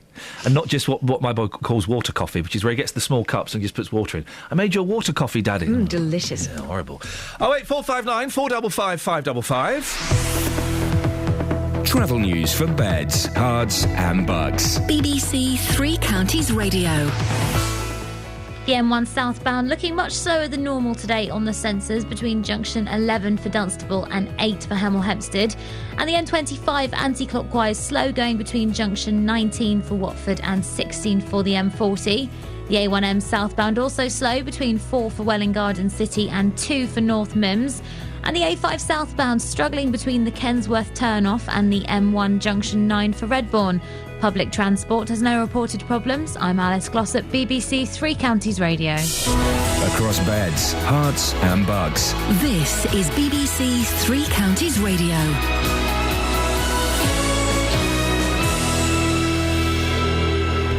It's 7:30. I'm Simon Oxley. A 75-year-old woman from Milton Keynes who claimed the murder of her terminally ill husband was a mercy killing is beginning a life sentence this morning. Environmental campaigners say extending a tunnel through the Chilterns could save a third of the ancient woodland that's under threat from the HS2 high-speed rail project. Major redevelopment at the National Bowl in Milton Keynes has moved a step closer, with £26 million plans for the UK's largest indoor water park and a sports village. And a homeowner whose property was affected by a sinkhole which appeared in Hemel Hempstead says he's been told it'll be nearly a month before he can return home. Three Counties Sports. BBC Three Counties Radio. Chelsea drew 1-1 away to the Turkish side Galatasaray in the first leg of their Champions League last 16 tie last night after taking an early lead through Fernando Torres. Here's manager Jose Mourinho. In the first half we were the best team. We had 2, 3, 4 situations where normally you have to be effective and score. But in the second half, they put more pressure on us. We were more defensively. At the same time, Fernando, who was dangerous, was really tired and asked me to make the change, so we lost a little bit of power. In last night's other tie, Gareth Bale and Cristiano Ronaldo both scored twice as Real Madrid won 6-1 away to the German side Schalke. Luton manager John Still and leading scorer Andre Gray have won the Conference Manager and Player of the Month awards for February. Still says Gray and his fellow front players have been on top form. To be fair, our attacking four are a handful. Jake Howells, I think, is playing... if he's ever played better at this club, he must have been some player, because I think he's been absolutely terrific at the moment. I really do. Andre keeps scoring goals. Benno is absolutely top drawer. And so we're attacking really well. Bedford Rugby Club have signed England under-20 second-row forward Harry Wells on loan from Leicester. It follows a neck injury to Ben Gulliver. England cricketer Jonathan Trott is set to make his comeback for Warwickshire in April. The batsman left the Ashes tour of Australia in December with a stress-related illness. And the world champion Red Bull Formula One team are to get the freedom of Milton Keynes. The status will be confirmed at a special council meeting next month. BBC Three Counties News and Sport. The next full bulletin is at 8. Call 08459 455 555. BBC Three Counties Radio. Pat has texted in, Iain, you go on about this mercy killer, which on the scale of things is worthy of mention. But why are you silent on the Lee Rigby killers who again escape real justice? Excuse me? They should have hanged, or been given a lethal injection for their cowardly crime. Why should the taxpayer pay for their right to live? It's a disgrace. They were caught on camera, so we definitely know it was them. Again, we have failed Lee Rigby's family. Several things I'd like to address. We're mentioning the Sandford case because it's local, OK? We're a local radio station, and it's a local story. The Lee Rigby killers, it's not local. I don't know what to say on it. What do you want me to say on it? It was a terrible thing that happened. And the two fellas have been sentenced. They should have been hung or been given a lethal injection for their cowardly crime. Why should the taxpayer pay for their right to live? They've escaped justice. Let me address those points. They haven't escaped justice. One of them has been sentenced to a minimum of 45 years in prison. I think he's something like 22. Yeah. Oh, no, hang on. Adebolajo, he's 29, was given a whole life tariff, while his younger accomplice will serve a minimum of 45 years. So Adebowale will serve a minimum of 45 years. He won't be out until he's 67 at the earliest. I suggest he possibly won't come out before then. They won't come out after then. And Adebolajo, 29, will spend the rest of his life in prison. So that's not escaping justice, is it? That's not escaping justice. Those are pretty severe punishments. Pretty severe punishments, OK? They should have been hanged or been given a lethal injection for their cowardly crime. No, they shouldn't. And we've done the bring back the death penalty. It doesn't work, Pat. It doesn't work. Yeah, we know these fellas did this crime. We know these fellas did, OK? But it doesn't work because other people will be hanged or lethally injected that didn't commit murders, that were set up. The evidence wasn't good enough. They confessed under duress. They're not... We can do the should we bring back the death penalty thing if you want. It's a little bit lazy, but... We can't... bring it back for these two. Well, no, we can't. Have we failed Lee Rigby's family? I would think 45 years minimum and a life sentence... I don't see that as a failing. If you kill them as well, where's the punishment in that? There's no punishment in it. There's no punishment. They're dead. They'll be happy. They go off to, get their 21 virgins they've been promised, or whatever it is. They go and get to meet Allah. So they'll be happy with that. They got to sit in prison for the rest of their lives, being miserable. And do you really think... I don't believe in the internal prison justice handed out by crooks and gangsters, but do you really think they're going to have a comfortable life in prison? Of course they're not. Of course they're not. 08459 455 555. We're not being silent for any political reason. We're being silent because... I don't know what to say about it. It's not a local story, although we do national stories, but I don't really know what to say about it. If you want to give us a call and let me know what you want to say about it, then please do. Helen's in Milton Keynes. Helen, mercy killings you've called in about. What would you like to say? I spoke to you once before and I told you that if I had cancer once upon a time and if it come back... Yes. It's come back. And I found out a couple of weeks ago. Oh, I'm really sorry to hear that, Helen. And at the moment, I don't know how bad it is, but... if it became terminal, I would still do what I've said I would do. But like this week, I've been out and I've made my will and I've even done my funeral arrangements for my children. I'm expecting 2 grandchildren this year and I'm expecting my son to get married this year and the other one's coming home from Afghanistan. But I'm going to live every day I can. But when it gets to the stage, Iain, that I have to wipe but someone has to wipe my own backside for me and has to feed me, I will know when the time is. Helen, how long have you been clear from cancer? I was cleared for 3 years. 3 years. And whereabouts is this cancer, if you don't mind me asking? It was first a couple of years ago. It started in the bladder. Yeah. And I have a bag on my stomach. Yeah. And now it's into my kidney. And you found out a couple of weeks ago, did you? Yeah. I'm on morphine and that now as it is. Yeah. But I think there's too much hatred in the world. As if people would just stop for one day and consider it was their last day on Earth. Yeah. And see what they think. Oh, listen, do you know what? This is an exercise I did a little while ago, actually. It's a good exercise to do. Just imagine you've been told you've got a week. Look back at what you've done and what you want to do in that last week, and it really does... boy, you sort out what's important in your life. You do. You really, really do. You put all the things that you think are big and worrying about, when really they're not, compared to other things that like love and family and stuff like that. I can't even begin to imagine what you must have felt like when you got that news that your cancer had come back. Yeah, well, the day I spoke to you, I hadn't been feeling very well and I'd been bleeding and bits and pieces. Yeah. and I'd been in a lot of pain, and I had a strange feeling, but as I say, I got it confirmed at Northampton Hospital. And what's the prognosis, Helen? What have they said? Well, at the moment, I've got to go and have an operation, which I'm waiting for the date. They've said it would probably be next week, next Monday or Tuesday. They're going to phone me. They're not going to send a letter. Yeah. And then they're going to take it from there.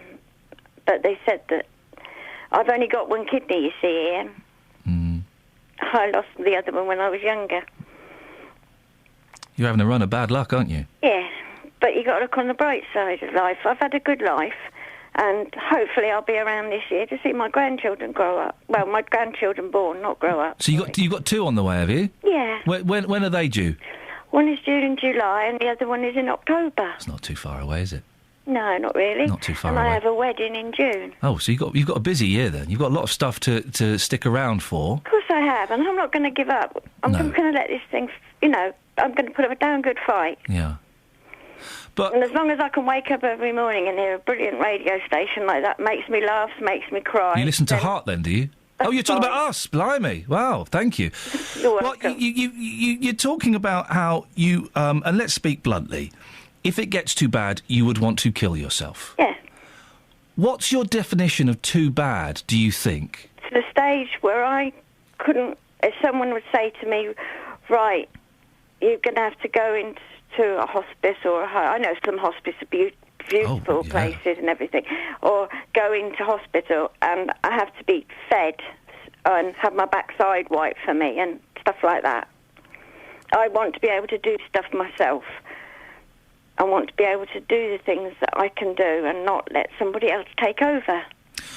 You're in a pretty unique position when it comes to talking about assisted suicide and things like that, because you are poorly and we don't quite know what's going to happen, and touching wood and saying all the things that they can sort you out, because they can do brilliant things. That's right, they can. They can do brilliant things. I said to you, if it come back and what they told me, and after I've had the operation, that there's nothing else they can do for me, then I will go out and I'll probably have a great big vodka or whatever, and I'll start, But eventually, I'll know in myself when the right time is.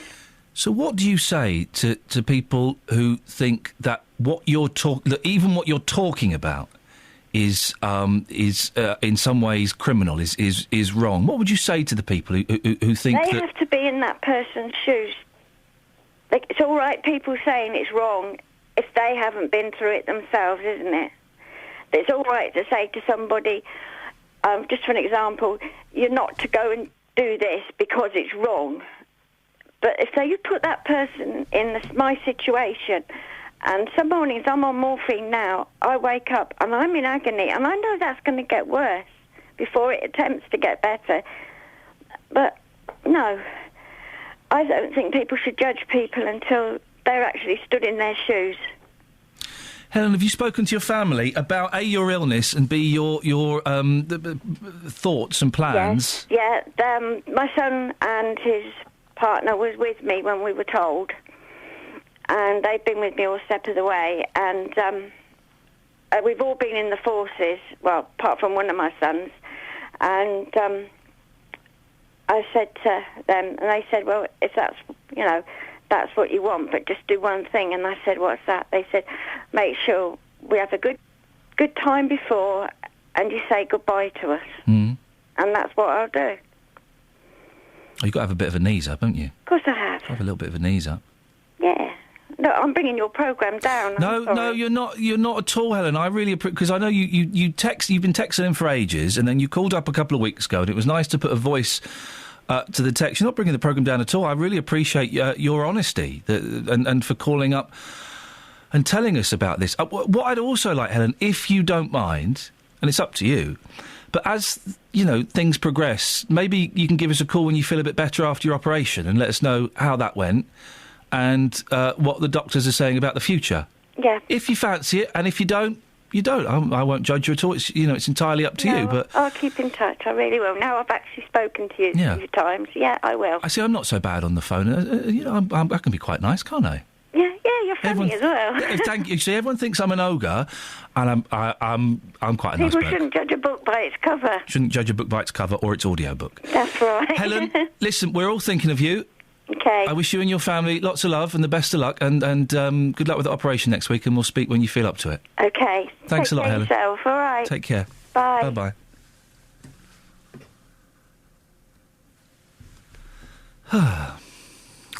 A few seconds, I think, for all of us just to take stock of that phone call and to take stock of where we are in our lives and what's important in our lives and what's not.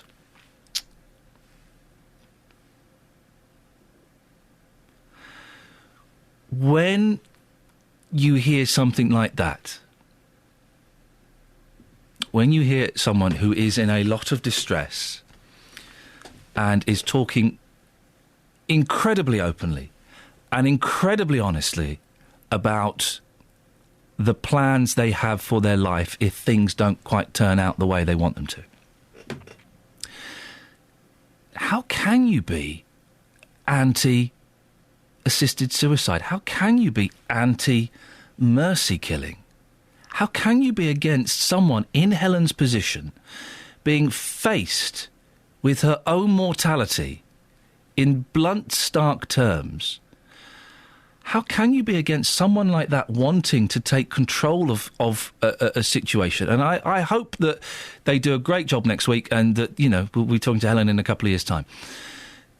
But how can you be against someone like that in that position, wanting to take control of the situation, wanting to potentially put themselves out of their misery before it happens, wanting to try and control a situation? I'm struggling to find the words because it is so raw, isn't it? It is so blunt.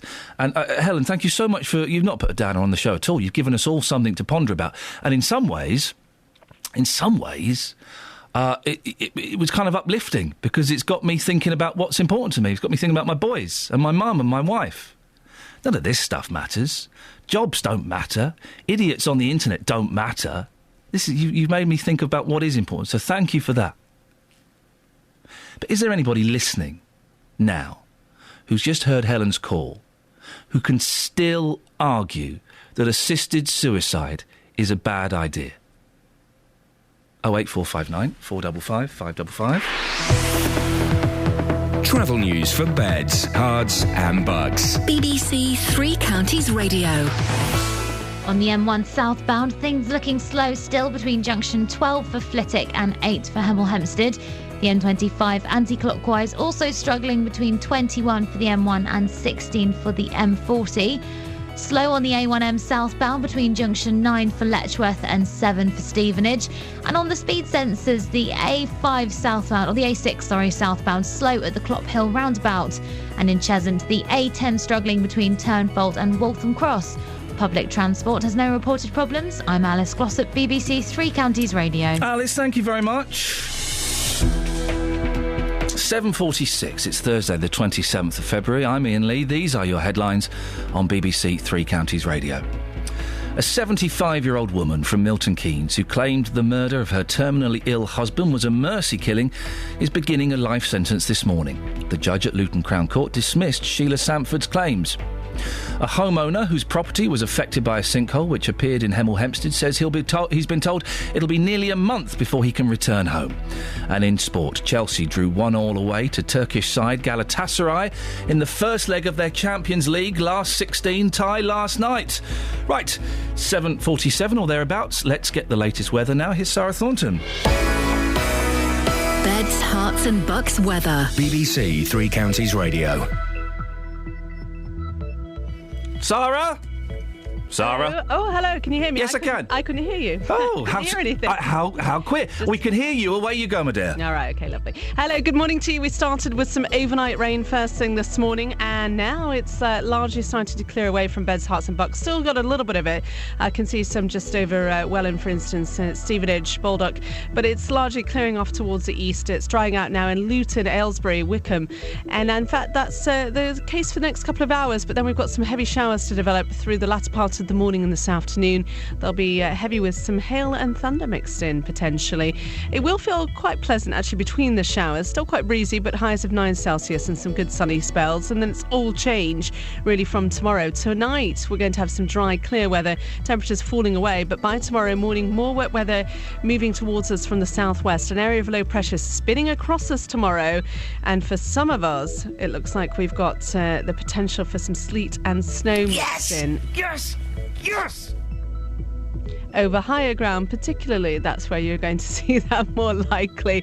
Buckinghamshire not in the weather warning for tomorrow, but Beds and Herts both are in a snow weather warning area from the Met Office. A yellow warning, the lowest tier for tomorrow morning, because there'll be some sleet or slushy deposits as we go through the morning rush hour with that coming in. It is a mix, though, of rain, sleet and a little bit of snow over higher ground.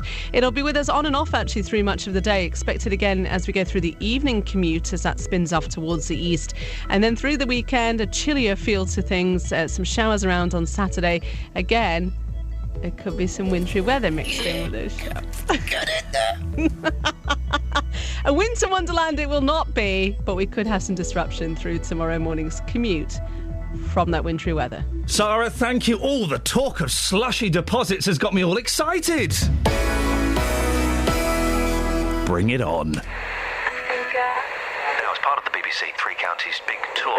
And we're currently in the middle of our big tour. During the big tour, we've been to Welling. I'm here at the Herb Garden in Wolverton as part of the BBC Three Counties Radio Big Tour. Big Tour. Big Tour. Big Tour. Big Tour. The BBC Three Counties Radio Big Tour of Beds, Herts and Bucks is coming back. This is BBC Three Counties Radio live in Leighton Buzzard. We're in the library. Come and say hello. Back to where you live. I think it's a fabulous old town. It's got heart, it's got character. The big tour of Beds, Herts and Bucks.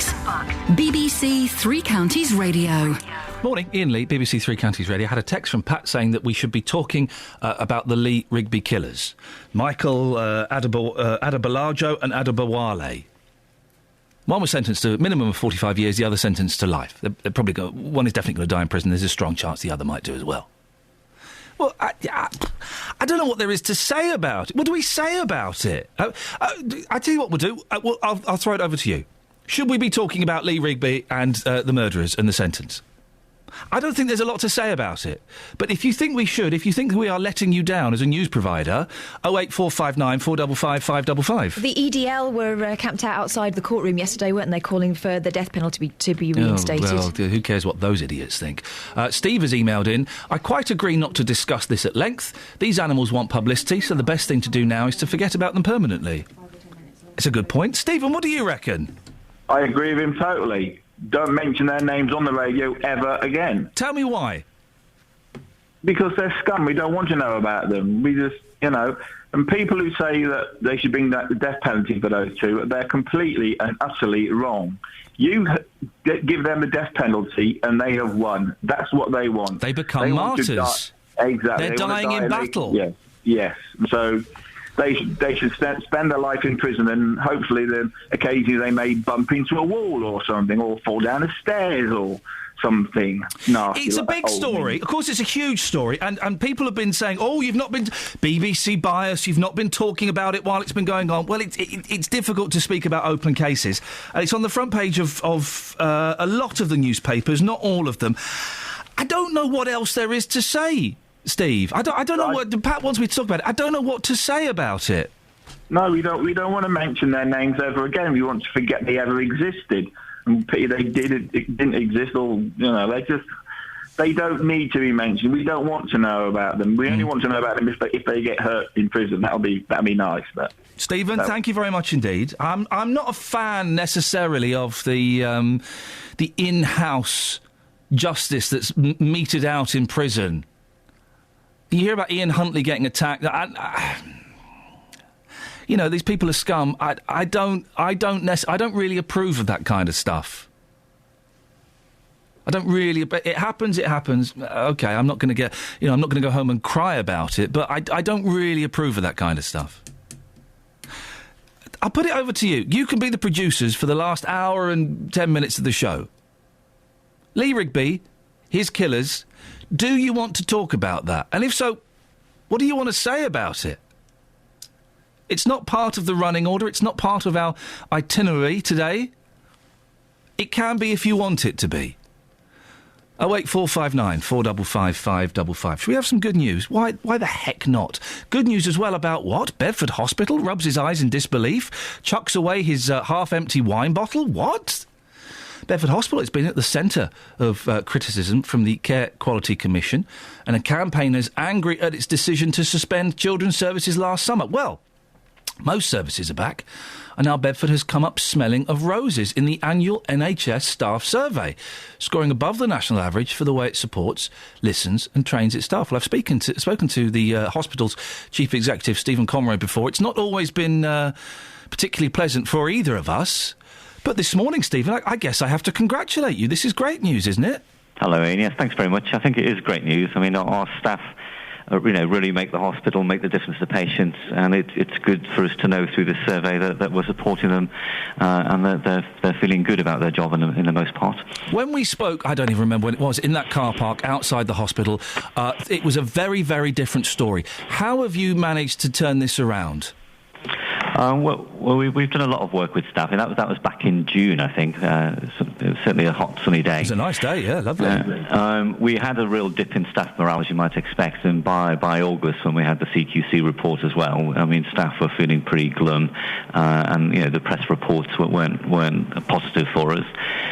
We started to do a lot of work in August and September, planning with the staff, working out what we needed to do, how we could improve services for patients, put in new systems, had daily matron meetings looking at how patients are doing on the ward, what the staffing levels are like. We brought in the Spanish nurses, and we've done lots and lots of work about improving services for patients. So I think we've turned staff morale around. I was very pleasantly surprised by this survey result, because it took place in September and October last year, and that was only just when we were turning things around, and I think things have got even better since then. But it's a great benchmark and really good news for us. And I guess onwards and upwards is the aim. You hope to continue this upwards trend now.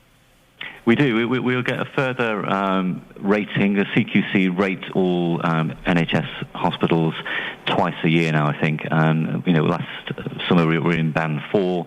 That's 4 out of 6. 6 is good. And we're hoping to maintain or improve on that. We'll know about that in the next few weeks. So I think we have plans to improve the quality. And one thing that makes sure that we provide good quality for patients is having staff that are happy and committed. And it certainly shows in the survey that staff feel supported by their managers and that they're committed.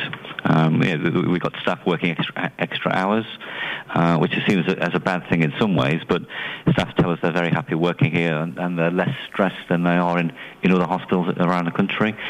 So the commitment of staff putting in extra hours for patients, I think, is fantastic, and I'm very proud that they do that. Stephen, the thing that kind of kicked it all off for us was the removal of some children's services. Where are we at now in children's services coming back? So all the children's services are back. The only exception, I think, of that is the children who have mental health problems, who used to be admitted to the ward on a temporary basis and now go straight to a proper mental health facility. That's a very small number, but all the acute hospital services are back and have been back since the ambulance has returned in late January, early January, middle of January. Have you got enough trainee doctors in the paediatric department now? We haven't at the moment. We've got enough consultants, and we're recruiting those this week and next to make sure that we've got permanent consultants, but we've got enough NHS consultants in place. Some of the juniors posts are still missing, and we are backfilling those with middle grade doctors. So that's costing us some money, but we are making sure we're fully staffed. And we're expecting a visit back from the General Medical Council. They're the ones who award teaching status, if you like, around junior doctors. They'll be coming back to us in April, and we would hope to pass that inspection and have the junior doctors back later in the year. Well, Stephen, it's great to have you on for some good news, and congratulations. Thanks, Ian. It's a pleasure to come on for some good news. Yeah, I bet it's better than last June for you. Thank you very much, and keep up the good work. Will do. Thanks very much. There you go, you see? That's great. He was in a terrible position. The hospital was a mess. And it's been turned around. I would say a lot of it is down to Stephen Conroy. And fair play to him. He comes on Whether it's good or bad news, he comes on and he talks about it. So well done. Thank you for that. We've got some texts here talking about Lee Rigby. Iain, I can't believe people still support capital punishment in 2014. As far as I'm aware, it's just as expensive to put them to death as it is to keep them in prison. Besides which, state-sanctioned murder and an eye-for-an-eye society are not right and not somewhere I want to live. Also, as touched on, I believe it's an easy way for the guilty party and a huge injustice not worth risking even once for the wrongly convicted. I had this text ready to call in, to send in, and then I heard the previous lady, Helen of Milton Keynes, and now I'm in tears, as I suspect others are. Chris is in Milton Keynes. Thank you for that, Chris.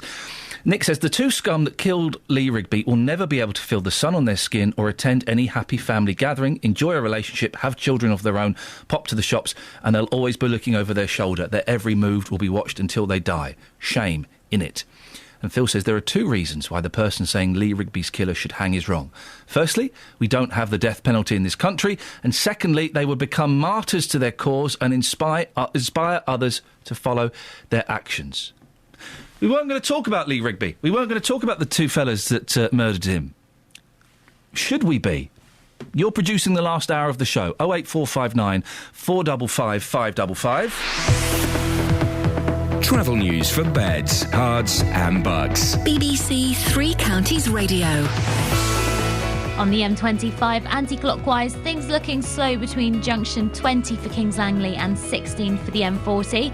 And in Kings Langley itself, queues on the A41 approaching the M25 from the Hemel Hempstead turnoff. Also the A1M southbound looking slow between junction 9 for Letchworth and 7 for Stevenage. The A5 southbound very slow through Markyate this morning. Public transport looking good though. I'm Alice Glossop, BBC Three Counties Radio. Thank you very much, Alice. The next hour of the show, when is it right to give kids pocket money? Is 4 too young? Local and vocal across beds, hearts and bucks. This is BBC Three Counties Radio.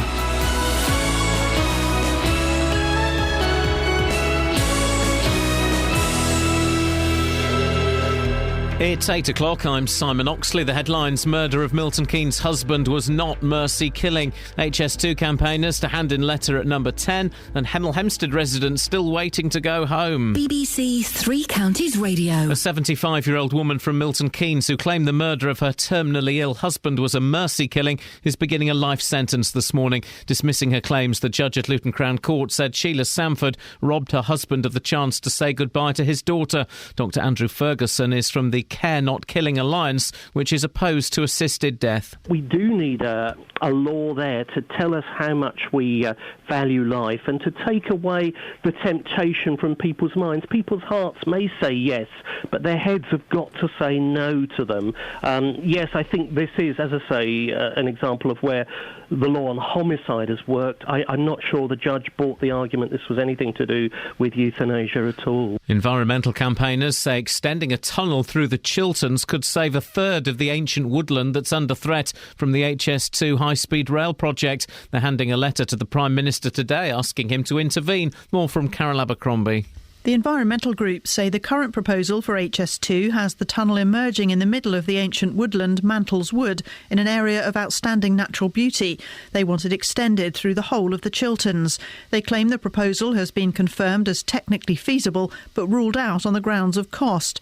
They say the estimated extra cost of £200 million is justified. Major redevelopment at the National Bowl in Milton Keynes has moved a step closer, with £26 million plans for the UK's largest indoor water park and a sports village. Milton Keynes Development Partnership has granted Moray Capital preferred bidder status for the project, which would create 650 new jobs. Investment is also planned for the Bowl Arena, meaning more events and concerts.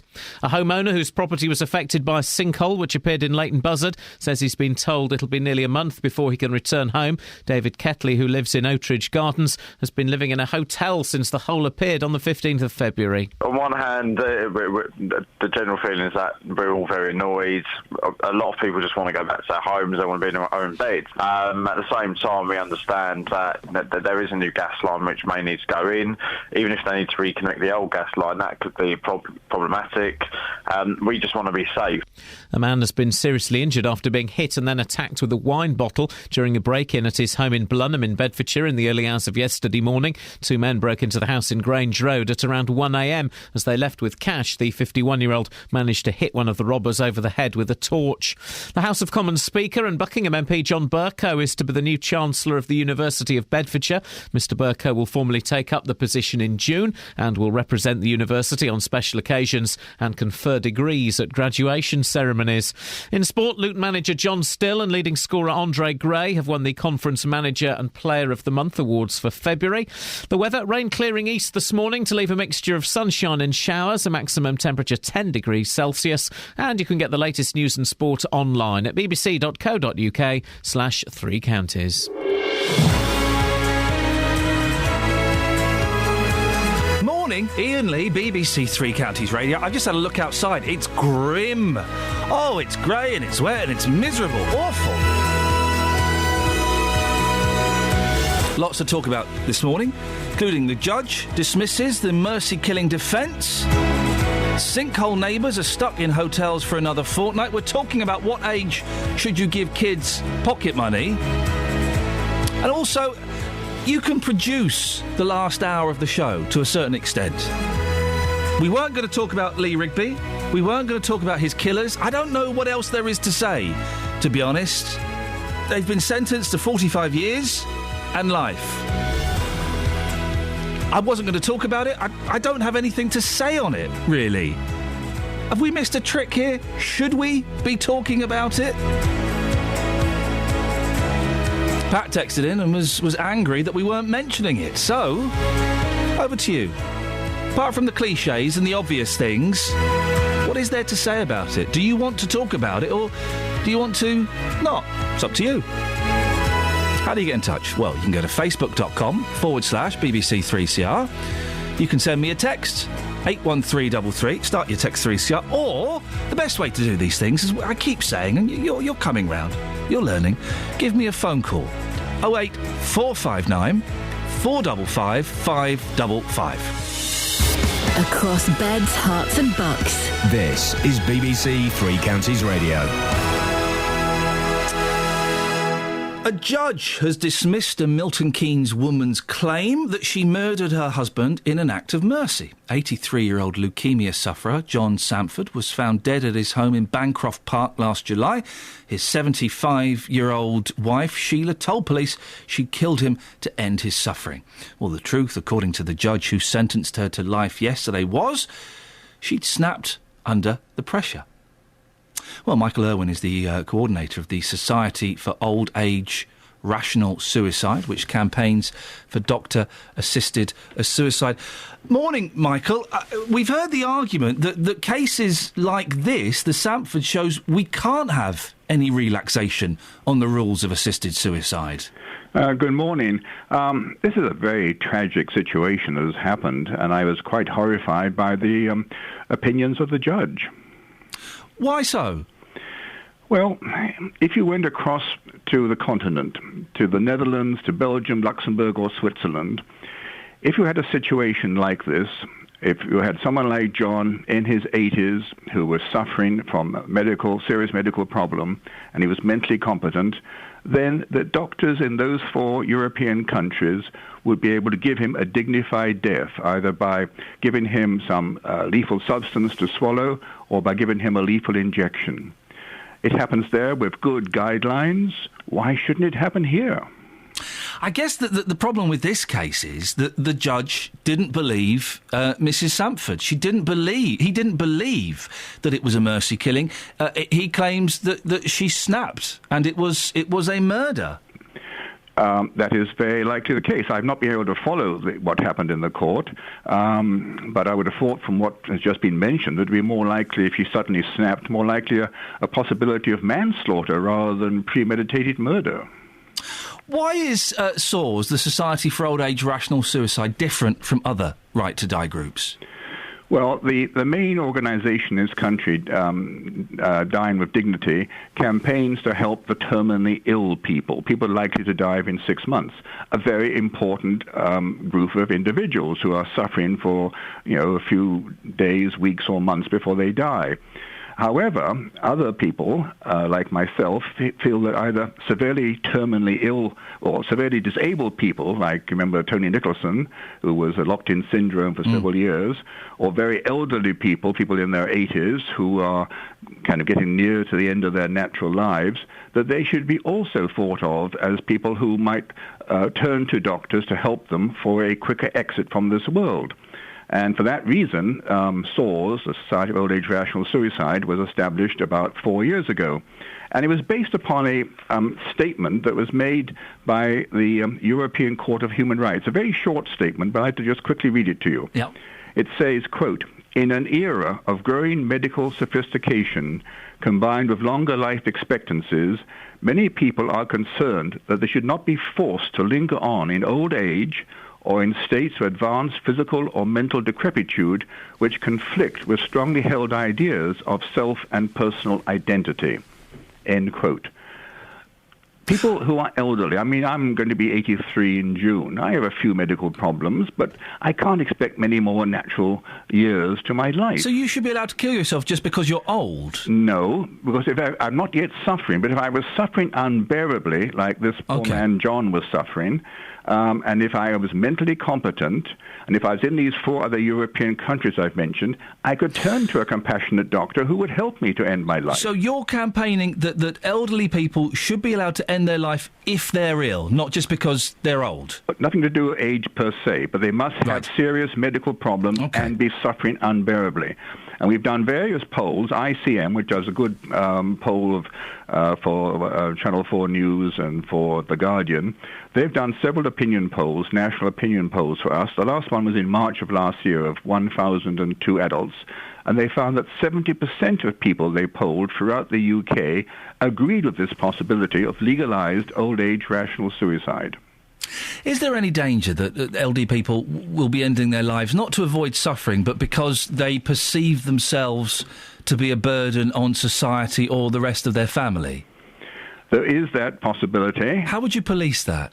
Well, in addition to having, say, 2 physicians, and one of whom should be a consultant in old age and geriatrics, in addition to 2 doctors questioning the individual concerned, making certain they're mentally competent and they have serious medical problems, you'd also have to have the individual, the elderly person, be interviewed by some independent legal witness who's experienced in family matters to ensure that they are acting on their own free will, that not being pressured by relatives or by friends to seek kind of a solution in this way. And that's what happens, as I say, in these other European countries. And there had to be a kind of a waiting period, say a matter of a month or so between making the initial request and then that person being provided with the necessary medication. I really appreciate your time this morning, Michael. It's certainly given us something to think about. Michael Irwin, coordinator of the Society for Old Age Rational Suicide, SOARS. What are your thoughts on that? Do you think that assisted suicide, should it be down to the family or should it be left to the medical profession? Adele's in Bushy. Good morning, Adele. Hi, good morning, Iain. What would you like to say? Thanks for taking my call. Well, I heard you speak about your father, and it brought back memories of my mother. My mother, also, she suffered from cancer. She actually suffered for 12 years, and the last 4 months of her life, she had no quality of life, to be honest. She was in a hospital, general hospital, on a general ward, because she was actually too ill for a hospice. Too ill for a hospice? Yeah, they wouldn't take her into a hospice because she needed blood transfusions. Oh, OK, so she needed a lot of medical treatment. Okay, yeah. But she was always, she always had her mind, and she never lost any of that. Yeah. Just sort of physically, really. And I used to sit there day in, day out, get the calls from work and have to go there. And the last week of her life, she was sleeping most of the time, and the curtain was pulled round, and it was grim, and it was grey out. And I remember looking at her and thinking, I could just put the pillow over your head now. No one would know. No one would have known. And then my sensible brain came out, and I thought, I just can't do it. I just love her too much, and I couldn't ever live with that guilt, ever. And the other thing is, and I didn't, it was awful. It was awful. But I'm glad that my sensible brain went over. But the other thing is, I'm a very optimistic person, like my mother, and she always believed where there was life, there was hope. And I think I forgot what I was going to say now. No, that's fine. No, you've got a lot to say. Did you feel guilty at all for that thought crossing your mind? Oh God, yeah, I felt guilty at thinking it. Yeah. But that was the other thing I was going to say.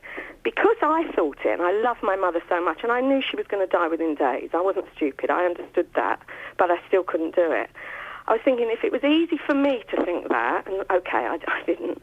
What about these people? There's going to be so many people murdering, I think. It would be easy to do. I'm against it, basically. I don't think it's, I don't know. Adele, thank you very much. I had a chat with my mum about it once, a couple of years ago, maybe 3 or 4 years ago, because she's not very well. And she brought it up.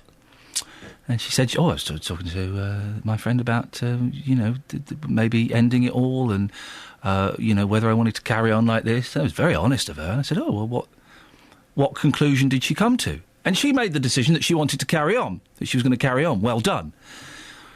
If she'd have said otherwise, I would have probably helped her in some way. I would have helped her in some way. If that was her decision, I would have helped her. If my dad had said in the last 6 weeks of his life, this isn't working, I want to get out quicker, I would have helped him. Now, is it fair that responsibility be placed on the shoulders of a family member? Surely we do need to change things slightly so that responsibility can be handed over to the medical profession, more so than the family. So there is a sense of, people ticking boxes and people...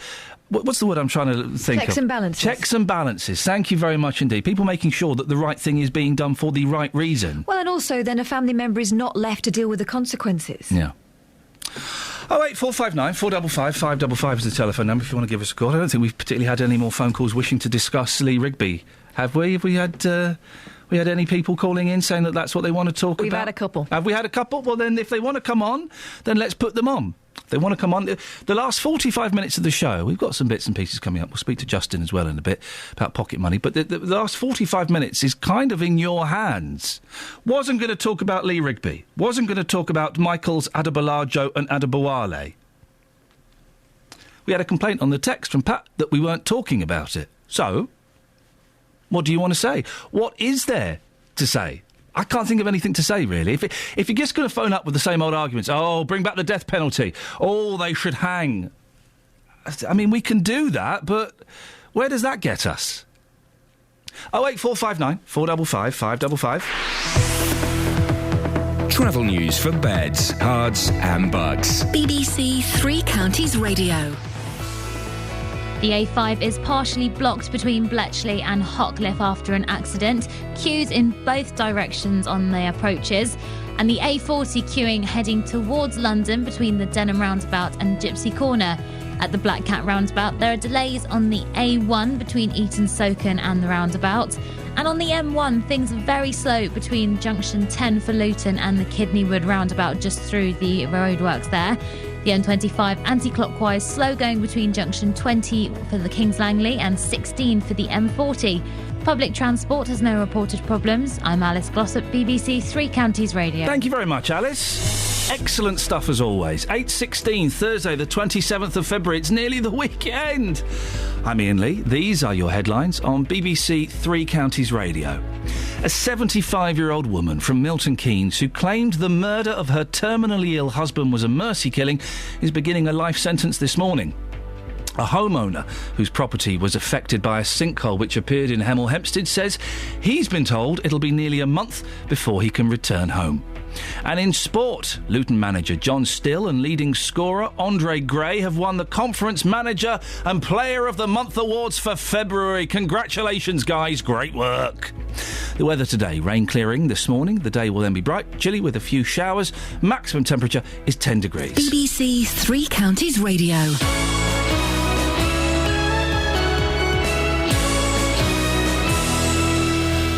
every weekday morning. The shop didn't want to give me them back, so I went to the shop, paid them a fee to get my cylinders back. The JVS Show fights for your rights and tackles your consumer problems. I went to speak to this company and I asked them what had happened. It took me absolutely ages to get through to anyone. If you need our help, email jvsshow@bbc.co.uk. After our last discussion about my cylinders, the governing body showed up at my house on the following day. And we could do the same for you. Thanks, Denise, and for the company for getting her cooker back up and running. Here's your horn. The JVS Show, weekday mornings from 9 on BBC Three Counties Radio. Now, JVS normally pops in about now. He's not this week. He's coming in just after 8:30. He'll pop in just after 8:30 to tell us what is happening on his show. So, fear ye not. The reason we've postponed him slightly is because it's the BBC's coverage of the centenary of the First World War. We're doing it every morning this week, just around about now. And we're looking at the role that local people and places in the three counties played as part of the war effort. Well, today it's the turn of Hertfordshire's Scouts. 2 days after war was declared, Scouts in St Albans were the first in Britain to organise themselves into a 24-hour home service rota. Well, our reporter and colleague Tara Gungerful has been to the 4th St Albans Scout Group, where the boys tell the story of what happened for themselves. Triple that. Tonight's law? Tonight's law is law number 1. A scout is to be trusted. I have promised. I have promised. Adam, Lewis, Owen. We're from the 4th St Albans Scout Group. As soon as war was declared, there was a meeting of our commissioners in Hertfordshire to discuss how Scouts could help in the war effort at home. The Scouts historian Frank Brittain knows exactly why Hertfordshire was the first county to be prepared in this way. Charles Dimmock Green Sr., who was the District Commissioner of St Albans, and Percy Everett, the County Commissioner, were both very close working with Baden-Powell, the founder. So they knew in advance what was happening, and they were prepared to mobilise the Scouts, and particularly St Albans, who were the first people to be assembled and given instructions to be on 24-hour duty. By the 14th of August, 10 days after war was declared, calls for help started coming into the Scout office on Holywell Hill, with all requests written in a logbook. These are the orders as they came in. 11 o'clock. 2 Scouts to Mr Mansell at Darfield Hall Place Gardens to take a bed in a track cart to Brickett House. Now, Brickett House was a hospital, a VAD hospital, Voluntary Aid Detachment. So they probably had an appeal for furniture, and people donated it, so they'd ring up into this office and he would send 2 boys off to go and get this bed. 3 o'clock. Handcart to Mr Layton for article to Brickett House. 9:30am. 1 Scout of some size to High Street Bank to carry gold. Like they'd trust us with that. So they're the sort of jobs, they're nothing special, but they were, all in the scheme of things, very important. If a Scout was aged 14 or over and was no longer at school, they were expected to go to work in their uniform and be ready to be deployed at a moment's notice. It's a bit weird because at 14 you'd usually just be doing like teenagery stuff, like going to school, doing homework, that kind of thing. Yeah, and you don't even leave school till 18. Today's society isn't really, it's kind of jokey. Like back then there was the need, because England was at war, you needed to be serious. It wasn't a joke, it wasn't a laugh, it was just like, this is war. I don't think people realise how important they were. We know that George Foxley, a Hertfordshire Scout, was shown on the front page of the Times and other newspapers. He was the bugler sounding the all clear after the Zeppelins had been over, but it was quite dramatic. George Foxley was a member of our scout group, the 4th St Albans. My name is Tom and I'm the only person who plays the brass instrument in our group. I've never done an all clear before, but here goes.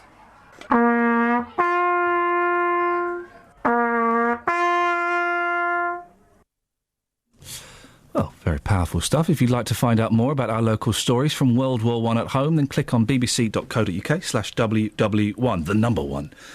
Tomorrow at the same time, we'll hear about the changing role of RAF Halton. And well done to Tara Gungerful for putting all of that together.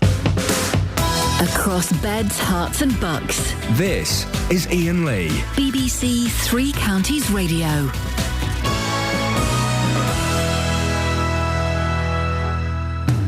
Call 08459 455 555. BBC Three Counties Radio. Now, a group of neighbours forced out of their homes when a sinkhole appeared in Hemel have been told it could be another 2 weeks or more before they can go back. A 35 feet wide hole opened up in Oatridge Gardens on Saturday, February the 15th. It was filled in with concrete 6 days ago, and yet people are still sleeping in hotels. Well, David Bogle is the Chief Executive of Hightown Praetorian and Churches Housing Association. Morning, David. Morning, Ian. David, are you happy with the length of time it's taking people to get back into their homes? Well, I think we need to be sure about the ground conditions and the stability of the properties, and that's why probing is being carried out throughout the estate. We were hoping to have more than one rig doing the probing, but at the moment we've only got one. We're hoping to have two arriving shortly, and we're basically doing probe holes all over the whole estate. What does probing do, David? What exactly does it tell you? Well, it tells you the ground conditions right down to 15 metres down, and because the sinkhole has opened up, obviously we want to be absolutely sure that the ground is stable, and then take any remedial work on the estate to reassure people about the safety. We spoke to a chap called David earlier on who owns half of his house, the other half is owned by the Housing Association. He's in the middle, towards the end of selling it. Yeah. How do you think that this sinkhole will affect people like David? Are people going to get mortgages on these houses? Are people going to want to move there? Well, obviously there's a temporary disruption in the housing market around that area because of the sinkhole. We've got to ask homeowners to be patient. Once the probing has been completed and any remedial works have been carried out, then we very much hope and expect the market to return back to normal again in that area, and then people can buy and sell property. Be honest, David, you wouldn't want to buy a house there, would you? Well, actually, you know, I mean, how many people, when they buy a house, have a full ground survey carried out? Well, in this case, on this estate, potential purchasers will have absolutely, you know, comprehensive information about the ground conditions there, so they'll be in a better position than most people in the country. They'll be in a better position to go, hang on, is that the street with the sinkhole in? Have you got anywhere else? That's what most people would do, wouldn't they? If they found out that a huge crater had appeared. Well, I think if it's been remediated and the hole's been filled in, which it already has been, then they can have confidence that the property is safe. And as I say, more confidence than most people have when they're buying and selling a property. When do you think it'll be? Everything will be finalised. Everything will be finished. You'll have done all your probing. The gas will have been reconnected. We're hearing 2 weeks. We're hearing a month. We're hearing it could be even more than a month. Well, you know, we're in the hands of the people who are doing the probing, but I'm hoping very much that we'll have some preliminary results by Monday about what they found and anything that needs doing, and that will then reassure the gas board, which will enable them to reconnect the gas. And that will mean that the majority of the properties, people can come back and live in the majority of the properties on the estate. Who's responsible for looking after people like David and other families affected by this? Is it you? Is it the insurance company? Who's calling the shots here, David? Well, obviously they are homeowners, but we take out the insurance. We're the freeholders of the estate. We've taken out the insurance on behalf of the estate. And the insurance company, I think, have moved very quickly, not only to take the action to fill in the hole and do the probing around the estate, but also to put people into hotels who couldn't stay with friends and families. And people whose properties were directly affected by the sinkhole, they're looking at more long-term accommodation for them in the private sector. Do you think that they'll be probing for the next week or so in Oatridge Gardens? Well, again, it depends on how many rigs we can get there to do the probing. I mean, you know, we were hoping that it would be finished by Monday, but, you know, it depends how many rigs we have finally there, because I want to make sure that all the whole estate is probed.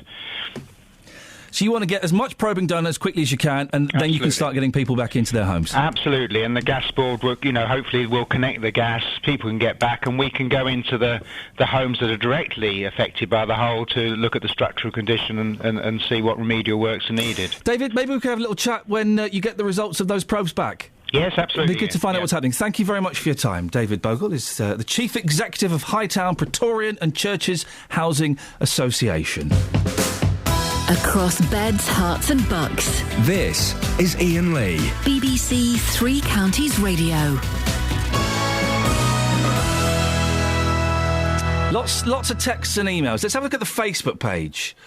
Talking about pocket money. When we'll speak to Justin Dealey about that after 8:30. When is the right time to start giving kids pocket money? My 4-year-old gets a little bit. Your 5-year-old doesn't. No, she just does the chores because she should. Michael says Catherine's approach is better, as it shows her girls that you should help around the home. Of course, that goes for boys as well, without expecting a reward in money form at such a young age. But what do I really know? Things have changed a lot since I was a young parent. I think he means, what do I know? Oh, it's okay. But what do I really know? Things have changed a lot since I was a young parent. Did I get it right then? Yeah. Okay. Well done. Rob, thank you. Do I get any money for that? No, you get praise. Again, praise from other people instead of being able to generate it myself. That makes me needy and dependent on others. OK, right. A people pleaser. OK, fine. Rob says, which is a healthy thing to be. Not.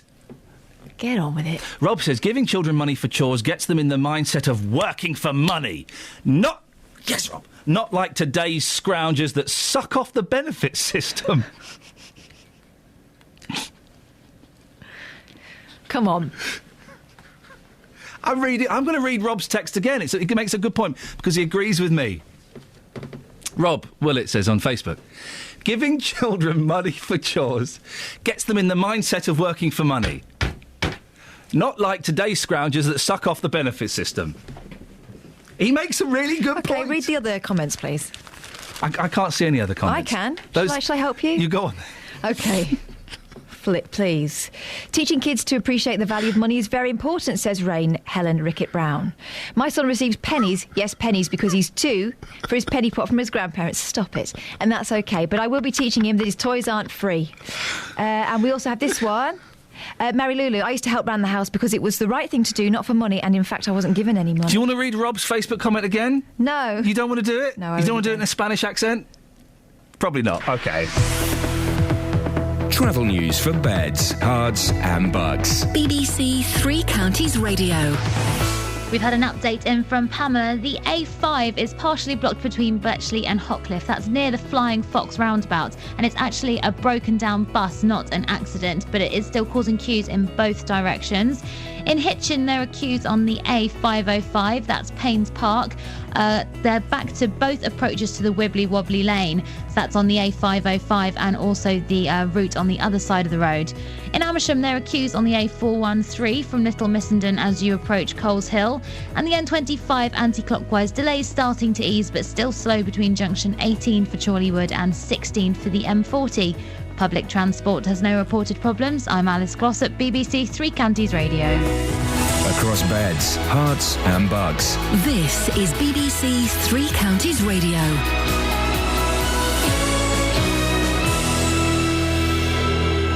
It's 8:30. I'm Simon Oxley. A 75-year-old woman from Milton Keynes who claimed the murder of her terminally ill husband was a mercy killing is beginning a life sentence this morning. Environmental campaigners say extending a tunnel through the Chilterns could save a third of the ancient woodland that's under threat from the HS2 high-speed rail project. Major redevelopment at the National Bowl in Milton Keynes has moved a step closer, with £26 million plans for the UK's largest indoor water park and a sports village. And a homeowner whose property was affected by a sinkhole which appeared in Hemel Hempstead says he's been told it'll be nearly a month before he can return home. Three Counties Sports. BBC Three Counties Radio. Chelsea drew 1-1 away to Turkish side Galatasaray in the first leg of their Champions League last 16 tie last night after taking an early lead through Fernando Torres. Here's manager Jose Mourinho. Some other teams, they have 3 chances, they score 3 goals. We have 5, we score 1. This is not a critic to the strikers like sometimes people think. It's just in this moment the profile of team we have. We create, but we arrive in the last third of the pitch, and the last decision, the correct pass, the right movement is something that in this moment we are not yet a team that kills opponents. In last night's other tie, Gareth Bale and Cristiano Ronaldo both scored twice as Real Madrid won 6-1 away to the German side Schalke. Luton manager John Still and leading scorer Andre Gray have won the Conference Manager and Player of the Month awards for February. Still says Gray and his fellow front players have been on top form. You know, to be fair, our attacking four are a handful. Jake Howells, I think, is playing You know, if he's ever played better at this club, he must have been some player, because I think he's been absolutely terrific at the moment. I really do. Andre keeps scoring goals. Benno is absolutely top drawer. And so, you know, we're attacking really well. Bedford Rugby Club have signed England under-20 second-row forward Harry Wells on loan from Leicester. It follows a neck injury to Ben Gulliver. England cricketer Jonathan Trott is set to make his comeback for Warwickshire in April. The batsman left the Ashes tour of Australia in December with a stress-related illness. And the world champion Red Bull Formula One team are to get the freedom of Milton Keynes. The status will be confirmed at a special council meeting next month. BBC Three Counties News and Sport. The next full bulletin is at 9. Across beds, hearts and bucks. This is Iain Lee. BBC Three Counties Radio. Jonathan's here now, just for this week. He's popping in at just after 8:30 to tell us what's happening on his show. It's because we're doing the whole World War I stuff that Tara has put together and has put together excellently. And I'm trying to think, there was something on your Consumer Hour yesterday, which is I love. It's my favourite hour of radio anywhere. And there was something that was really making me chuckle, and surprisingly, it wasn't the man with the bedroom toys. No, although I think we are talking about that case today. Don't talk about it on my show. I've got young ears listening. You filth. At 11 o'clock, fine. Well, we can't say what it is. No. All we can tell you, ladies and gentlemen, is it's got 8 speeds. Oh, £120. Wowzers! That's incredible. Got a lot of money to toss around. I looked at a picture of it. I wouldn't even. I mean, what do you? Don't. We've got young ears listening. But there was something. It's so naughty. It was something on yesterday's. It's going to bug me now. Consumer Hour. Can you give us a clue? I mean, it was probably some old person whinging about something. I'm guessing. Does that narrow it down at all? Oh, was it the lady with the call blocker? Sylvia. Was it Sylvia? Lovely Sylvia. Yes, it was. And she spent... and fair play to the company. She spent 79 quid on a call blocker. Yes. She didn't think she was going to spend that much. And they said to you, we'll refund the money and we'll send her the call blocker as well. She was happy to get something for free. She was happy to get that for free. And then you explained how it worked. And it doesn't sound like the greatest piece of kit that's out there. No, they sell it as, it will stop all those unwanted calls. Yeah. When you say, well, how does it work? It basically blocks all the calls from India. So your phone cannot receive any incoming calls from India, and their justification is, well, all these call centres, they're all based out in India, aren't they? Yeah. So you can just ban all calls. I said, yeah, but what about, for example, if you bank with a certain company and they have a call centre in India. BT call centres are in India. Exactly. They need to get hold of you urgently. They're not going to be able to get through because you've blocked all the numbers from India. Or what? If you're an Indian and you might have family out in India. Yeah, but presumably then you wouldn't activate it, would you? I mean, if you know you've got loads of calls coming from India... So it's racist then, is it? Because can select which countries but Indians don't get blighted by calls from India, do the unwanted ones. And also, there was... There was another point that came up that was very pertinent. Oh, they got in touch with her by cold calling her. Yes. Could you block them? No, because they're based in England. It was wonderful. Well, excellent stuff. To enjoy. Thank you very much. Now, what you're doing today is what I'm definitely not doing, unless people call in and say they want me to do it. Well, from 9 this morning I am doing it, and I'm asking, are you satisfied with the sentence given to the men who killed Lee Rigby? Michael Adebayo has been given life in prison, and Michael Adebawale has been given a minimum term of 45 years for murdering drummer Lee Rigby. Adebayo, who's 29, and Adebawale, who's 22, rammed into Fusilier Rigby with a car before hacking him to death on the streets of London in May of last year. Can you believe it's that long ago? Incredible. Do you remember it like it was yesterday? Lee Rigby's family wept as the sentence was read out, whilst one of the murderers was heard to shout Allah Akbar.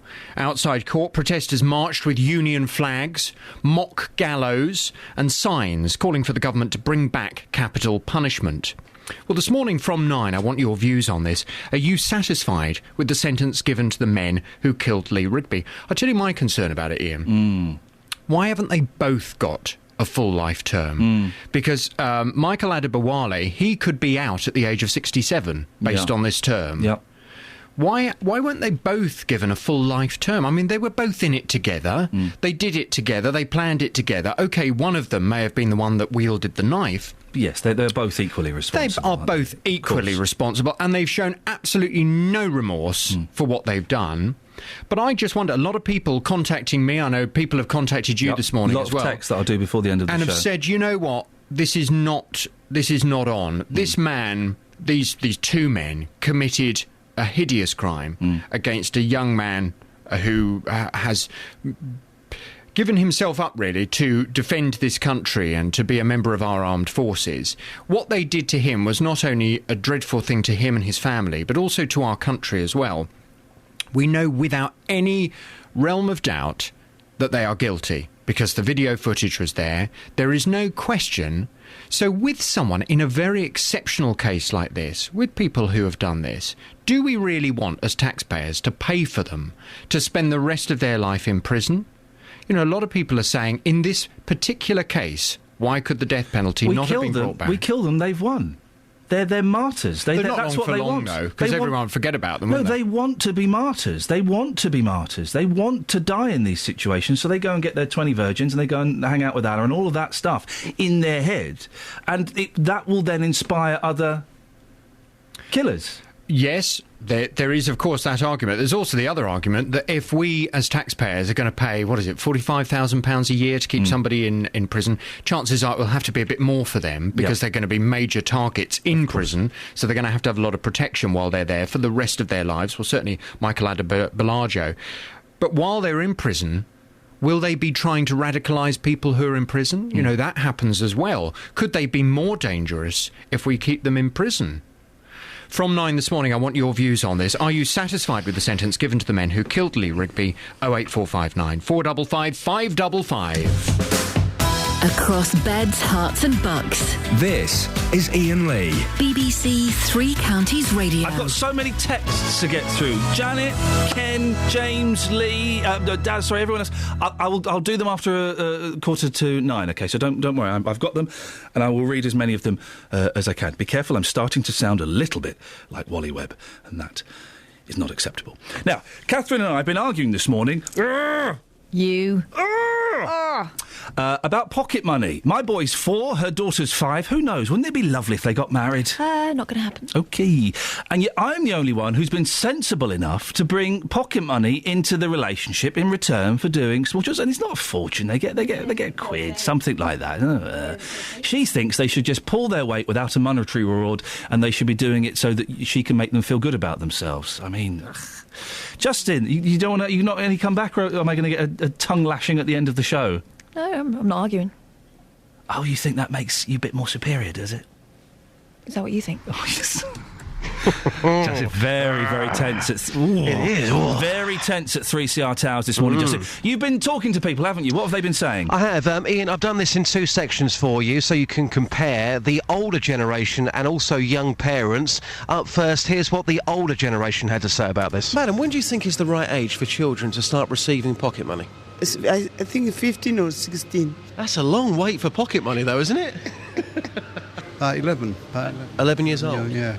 They might know the value of money, mightn't they? While they're young, they don't know, do they? Just want all the time. So anything before 11's just wrong? Yeah. I would have said when they understand money, 5, 6 years old, when they first start school, they learn to understand what money means. Before then, no. I mean, to children younger than that, they just think it's coppers in their pocket and they just think it's fun. I mean, I think I was about 11 when I first got my first, but that was for doing chores. OK, so that was some of the people. What did the others have to say? Well, in the last 30 minutes, I've been outside the Chapel Street Nursery in Luton, talking to parents there. And here's what those parents had to say. I believe they should really start receiving about 4 or 5 years old when they start going to school and start to learn a bit more about the value of money, that sort of thing. But yeah, 4 or 5 maybe, so yeah. And how old's your child? She's 4. Yeah. And how much do you think your child should be getting? If your child's 4 right now, you know that pocket money handout's coming. What do you think is the right price? I don't know, maybe 5 or so, maybe. A week? No, probably about a month or so, maybe, yeah, about a month. Callie, you've got a child who's almost 2 years old. When do you think you might start handing out pocket money to your child? I think the right age to hand out pocket money is when they know the value of it. Otherwise, they're just going to spend it on sweets and then their teeth will fall out. Yeah, it's very true. So, yeah, when they're of age and they understand that you have to work for it, when they can start doing chores, is when they get pocket money. Until then, I buy what you want. So when do you think that might be then for your child? When can you see your child doing the chores to get the pocket money? Well, he helps me do the washing already. He gets his milk out, puts the shopping away for me, he helps. So, about 5. So you're stitching him up at the moment, aren't you? No, it's good to start them off early, otherwise they don't understand how much hard work mummy has to do. He's working for free. He's not working for free, he gets cuddles. So at 5 years old, you think 5's the right age? Yeah, because then they can start buying, girls can start buying the little makeups and nail polishes, and boys can buy their little cars and trinkets, so yeah, 5. Okay, great stuff. Thanks for your time. Thank you. Justin, thank you very much. Listening in on that is the author of Parenting Made Easy, Sue Atkins. Morning, Sue. Good morning. What do you reckon? When should we start giving children pocket money?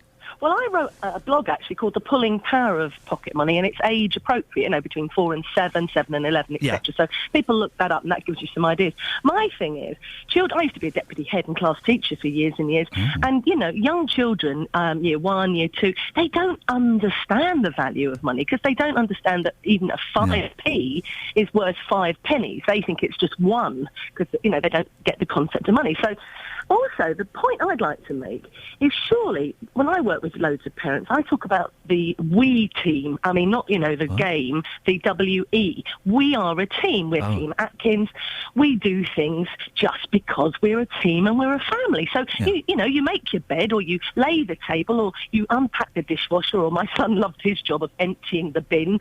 And you just do that, because that's what families do. They work together. Now, when they get a bit older, and my daughter was saving up for, a camera or something, she used to wash the car and she'd do extra chores and that sort of thing. I wanted her to understand that when she was saving up, she was buying something for herself that she valued it, and she took great care of her camera when she got it in the end. So there's a balancing act. But what the other thing is, what are you teaching your children if you pay them to behave or pay them to do things? At a certain age, that just strikes me as not quite appropriate.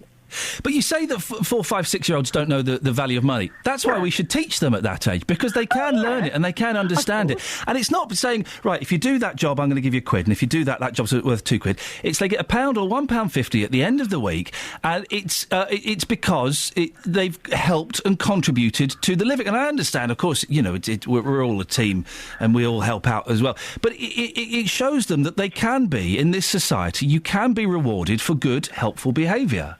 Yes, and you don't have to get paid, though, do you? It's a question of what value are you teaching your children, because everything you do, you are teaching them something. So, if that's one of your things, then that's one of your things. Not me to tell you what to do. No.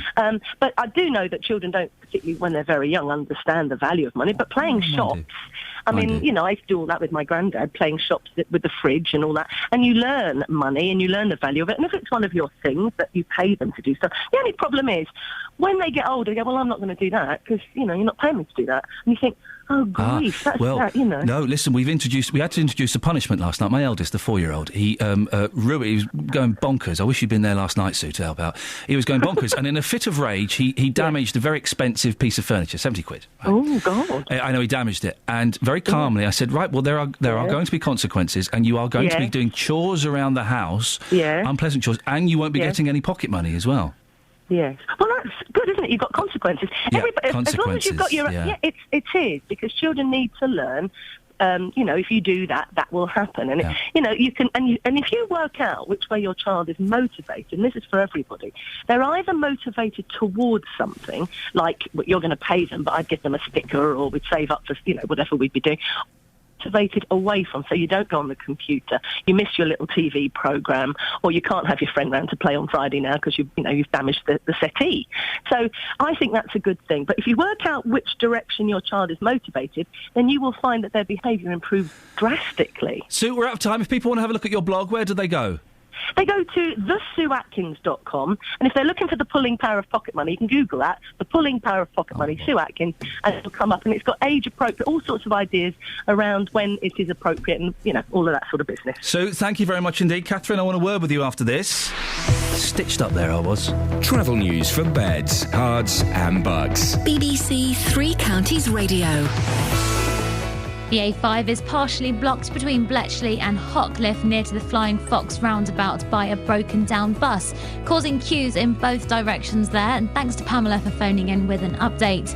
In Hitchin, there are delays joining the A1M on the A602, and also the A1M itself still looking slow southbound between junction 9 for Letchworth and 7 for Stevenage. In Kings Langley, there are queues on the A41 approaching the M25 from the Hemel Hempstead turnoff, but public transport still looking good with no reported problems. I'm Alice Glossop, BBC Three Counties Radio. I feel I've been stitched up like a kipper. I'll have a word with you in a minute, Catherine Boyle. 8:47. It's Thursday, the 27th of February. I'm Iain Lee. These are your headlines on BBC Three Counties Radio. A 75-year-old woman from Milton Keynes who claimed the murder of her terminally ill husband was a mercy killing is beginning a life sentence this morning. Environmental campaigners say extending a tunnel through the Chilterns could save a third of the ancient woodland that's under threat from the HS2 high-speed rail project. And in sport, Luton manager John Still and leading scorer Andre Gray have won the Conference Manager and Player of the Month awards for February. Let's get the weather. Beds, Hearts and Bucks weather. BBC Three Counties Radio. Yes, thanks very much indeed. We started with rain. It's cleared away now. We've got some sunshine starting to develop and we're at 7 degrees just now. So we'll have some drier weather for a time and some sunshine, but then we've got some sharp showers to move right across the three counties through this afternoon with some hail and thunder mixed in. Top temperature between those 9 degrees and quite a breezy westerly feel. Those showers will have some hail and thunder mixed in and band together at times. They will die away through this evening and overnight. We'll be dry and clear for a time. That will allow temperatures to really fall away. But by tomorrow morning, we're seeing this wet weather system spinning in from the southwest, which is going to bring us some rain, sleet, and potentially a bit of snow. Yes. And that snow risk actually is mostly for Beds and Hearts. They're the two counties named in the Met Office's weather warning. A yellow warning, it's the lowest tier of warning for snow for tomorrow morning, affecting things through rush hour. It's not so much that we're going to see so much settling snow, so much as slushy deposits and potentially some disruption to your commute tomorrow morning. Certainly something to be aware of. Bucks not named in that at the moment. We'll continue with that on and off through the day, continuing into the afternoon and the evening rush hour too. So it's sleet and rain mixed together over higher ground, the Chilterns. That's where you're likely to see a little bit of snow on the grass. And then it clears away tomorrow night. On Saturday, some sharp showers around again. They could be a little bit wintry in nature. You're the best weather person we have, Sarah. Elizabeth Rizzini and the other losers know it's you all the way. You're number one. Speak to you later. We'll talk again tomorrow. Thank you very much. Ta-ta. Rizzini would never give us good weather like that. Every weekday from 3. Why would anyone buy a mattress off the back of a van? Roberto Perroni. How do you keep a straight face? That is so funny. A professor from the University of Bedfordshire has followed in the footsteps of Indiana Jones. Weekdays from 3. It's the family and lifestyle debate. Got an hour discussing business and finance. It's our politics panel discussing how politics affects us. Later in the show, it's all about the entertainment world. Roberto Perroni. Weekdays from 3 on BBC Three Counties Radio. Right. We've not been talking about Lee Rigby and his killers this morning. I know JVS will be. The reason we didn't do it, I didn't do it, is because I didn't think there was anything to say. The two fellas been sentenced, one to life, one to 45 years. What is there to say? I don't particularly feel that I want to do the bring back the death penalty debate, because it's flawed. It would never work. It would never work. Well, what do you think? Turns out lots of you do want to have your say on this. Let me do a couple of these texts before I speak to Steve in Watford. Mr. Lee, all right-minded people think the murder of Mr. Rigby is a revolting crime committed by cowardly men. Let them suffer the indignity of being locked away and forgotten. Janet. Ken in Redbourne. I'm against the death sentence. Normally, I'm against the death sentence. But on case if Lee Rigby's killers, I think it should apply. Well, solely because I think they'll remain a great danger to prison staff and other prisoners. Well, you can't say normally I'm against the death sentence, but these two, they should be killed. Iain, please stop talking about those scum. After what they did, they do not deserve any publicity.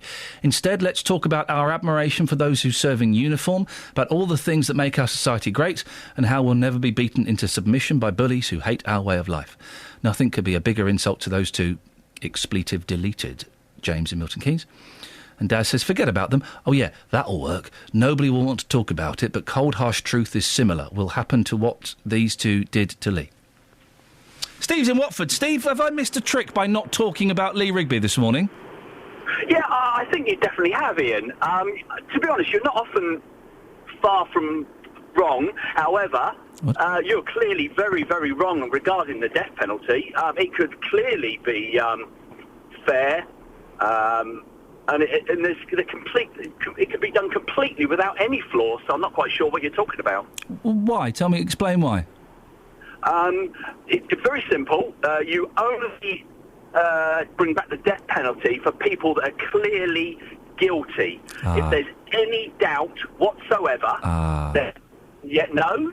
You're already stating the flaw. You're already stating the flaw. Go on.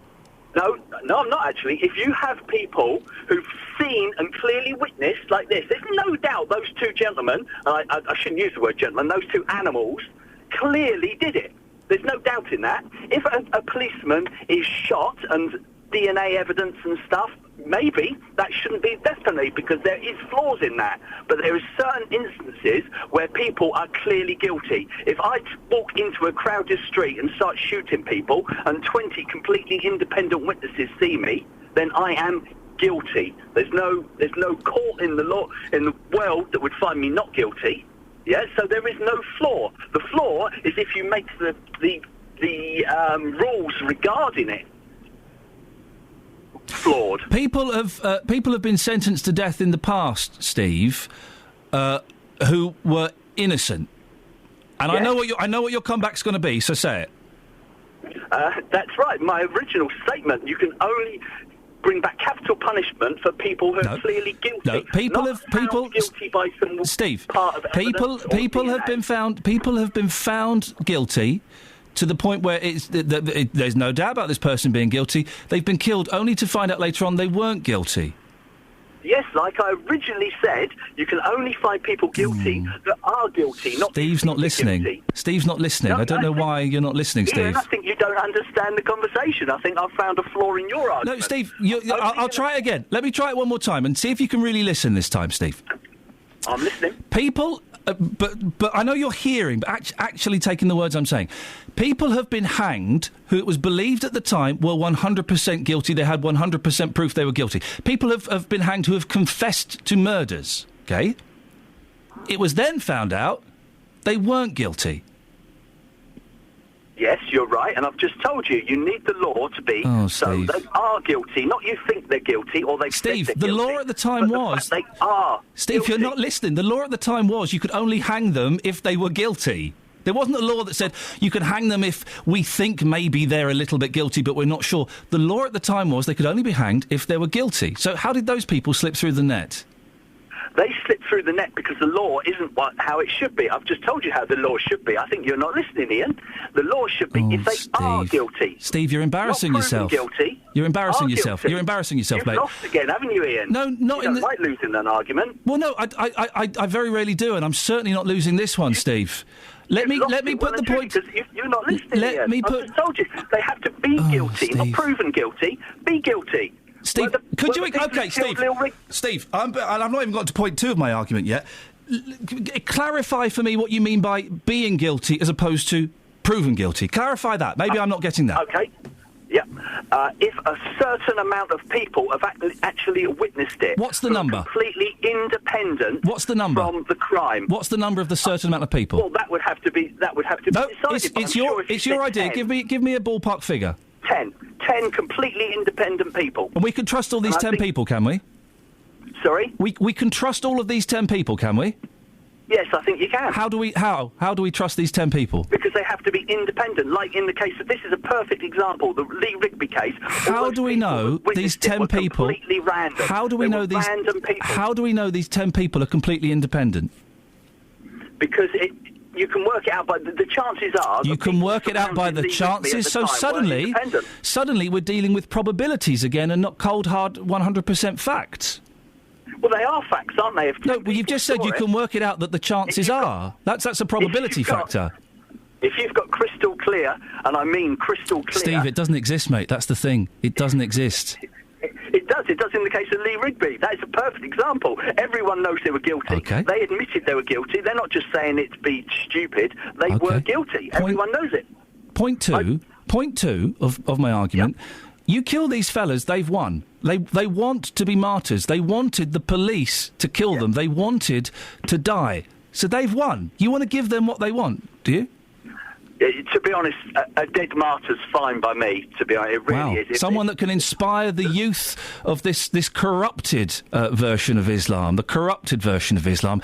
You're okay to have us execute 2 people that will inspire more young people to come and try and kill us and our servicemen. You're happy with that? I don't think it will inspire that many people. You're very, very naive, Steve, if you don't believe that. I don't believe so. Most people think they're total idiots. No, yeah, most people like us think they're idiots, but but several people who are follow the corrupt version of Islam, several people who think that England is the devil's country, several people who think that we oppress Muslims in various countries, will look up to them as heroes, and if we kill them, we'll look up to them as martyrs. You're happy for that to happen, eh? Yeah, like I said, I'm quite happy to have a lot of dead martyrs. Wow, OK. Steve's happy to inspire the potential terrorists in this country. Lynn, we've got 30 seconds, Lynn. What would you like to say? Good morning. I don't believe in killing anybody. I don't think that's the way to go. I do, however, think that they should both not see the light of day again. I like the way in America, I'm not very keen on America, but I do like the way when they say life, it actually means that. And they don't have a cushy time in American prisons, do they? It's quite brutal. And not that I want to go down that route, but I think that would be a far better punishment. And also, I think there should be now total blanket, on those idiots, so we don't have to look at them, we don't have to see them in the press. I think we should be focusing more on our wonderful, wonderful armed services that we have in this country. Lynn, I'm glad we managed to squeeze you in at the end. Thank you very much for keeping it so brief. Travel news for beds, cards and bugs. BBC Three Counties Radio. The A5 is partially blocked between Bletchley and Hockliffe after a bus has broken down just near the Flying Fox roundabout. Traffic much heavier than normal today on the A1M southbound between junction 9 for Letchworth and 7 for Stevenage. The A40 is queuing towards London between the Denham roundabout and Gypsy Corner, but public transport has no reported problems. I'm Alice Glossop, BBC Three Counties Radio. Thank you, Alice. Thank you, Lynn. Thank you, Steve. Good effort, Steve. I'll give you 6 out of 10 for that. Right, that's it. That's your lot. JVS is up next. Until tomorrow at 6 from me. Ta-ta. Local and vocal across beds, hearts and bucks. This is BBC Three Counties Radio. Thank you, Iain. Good morning. Welcome to the JVS show. I'm Jonathan Vernon-Smith. It's Thursday. It's 9 o'clock. And on today's big phone-in, are you satisfied with the sentence given to the men who killed Lee Rigby? Michael Adebolajo has been given life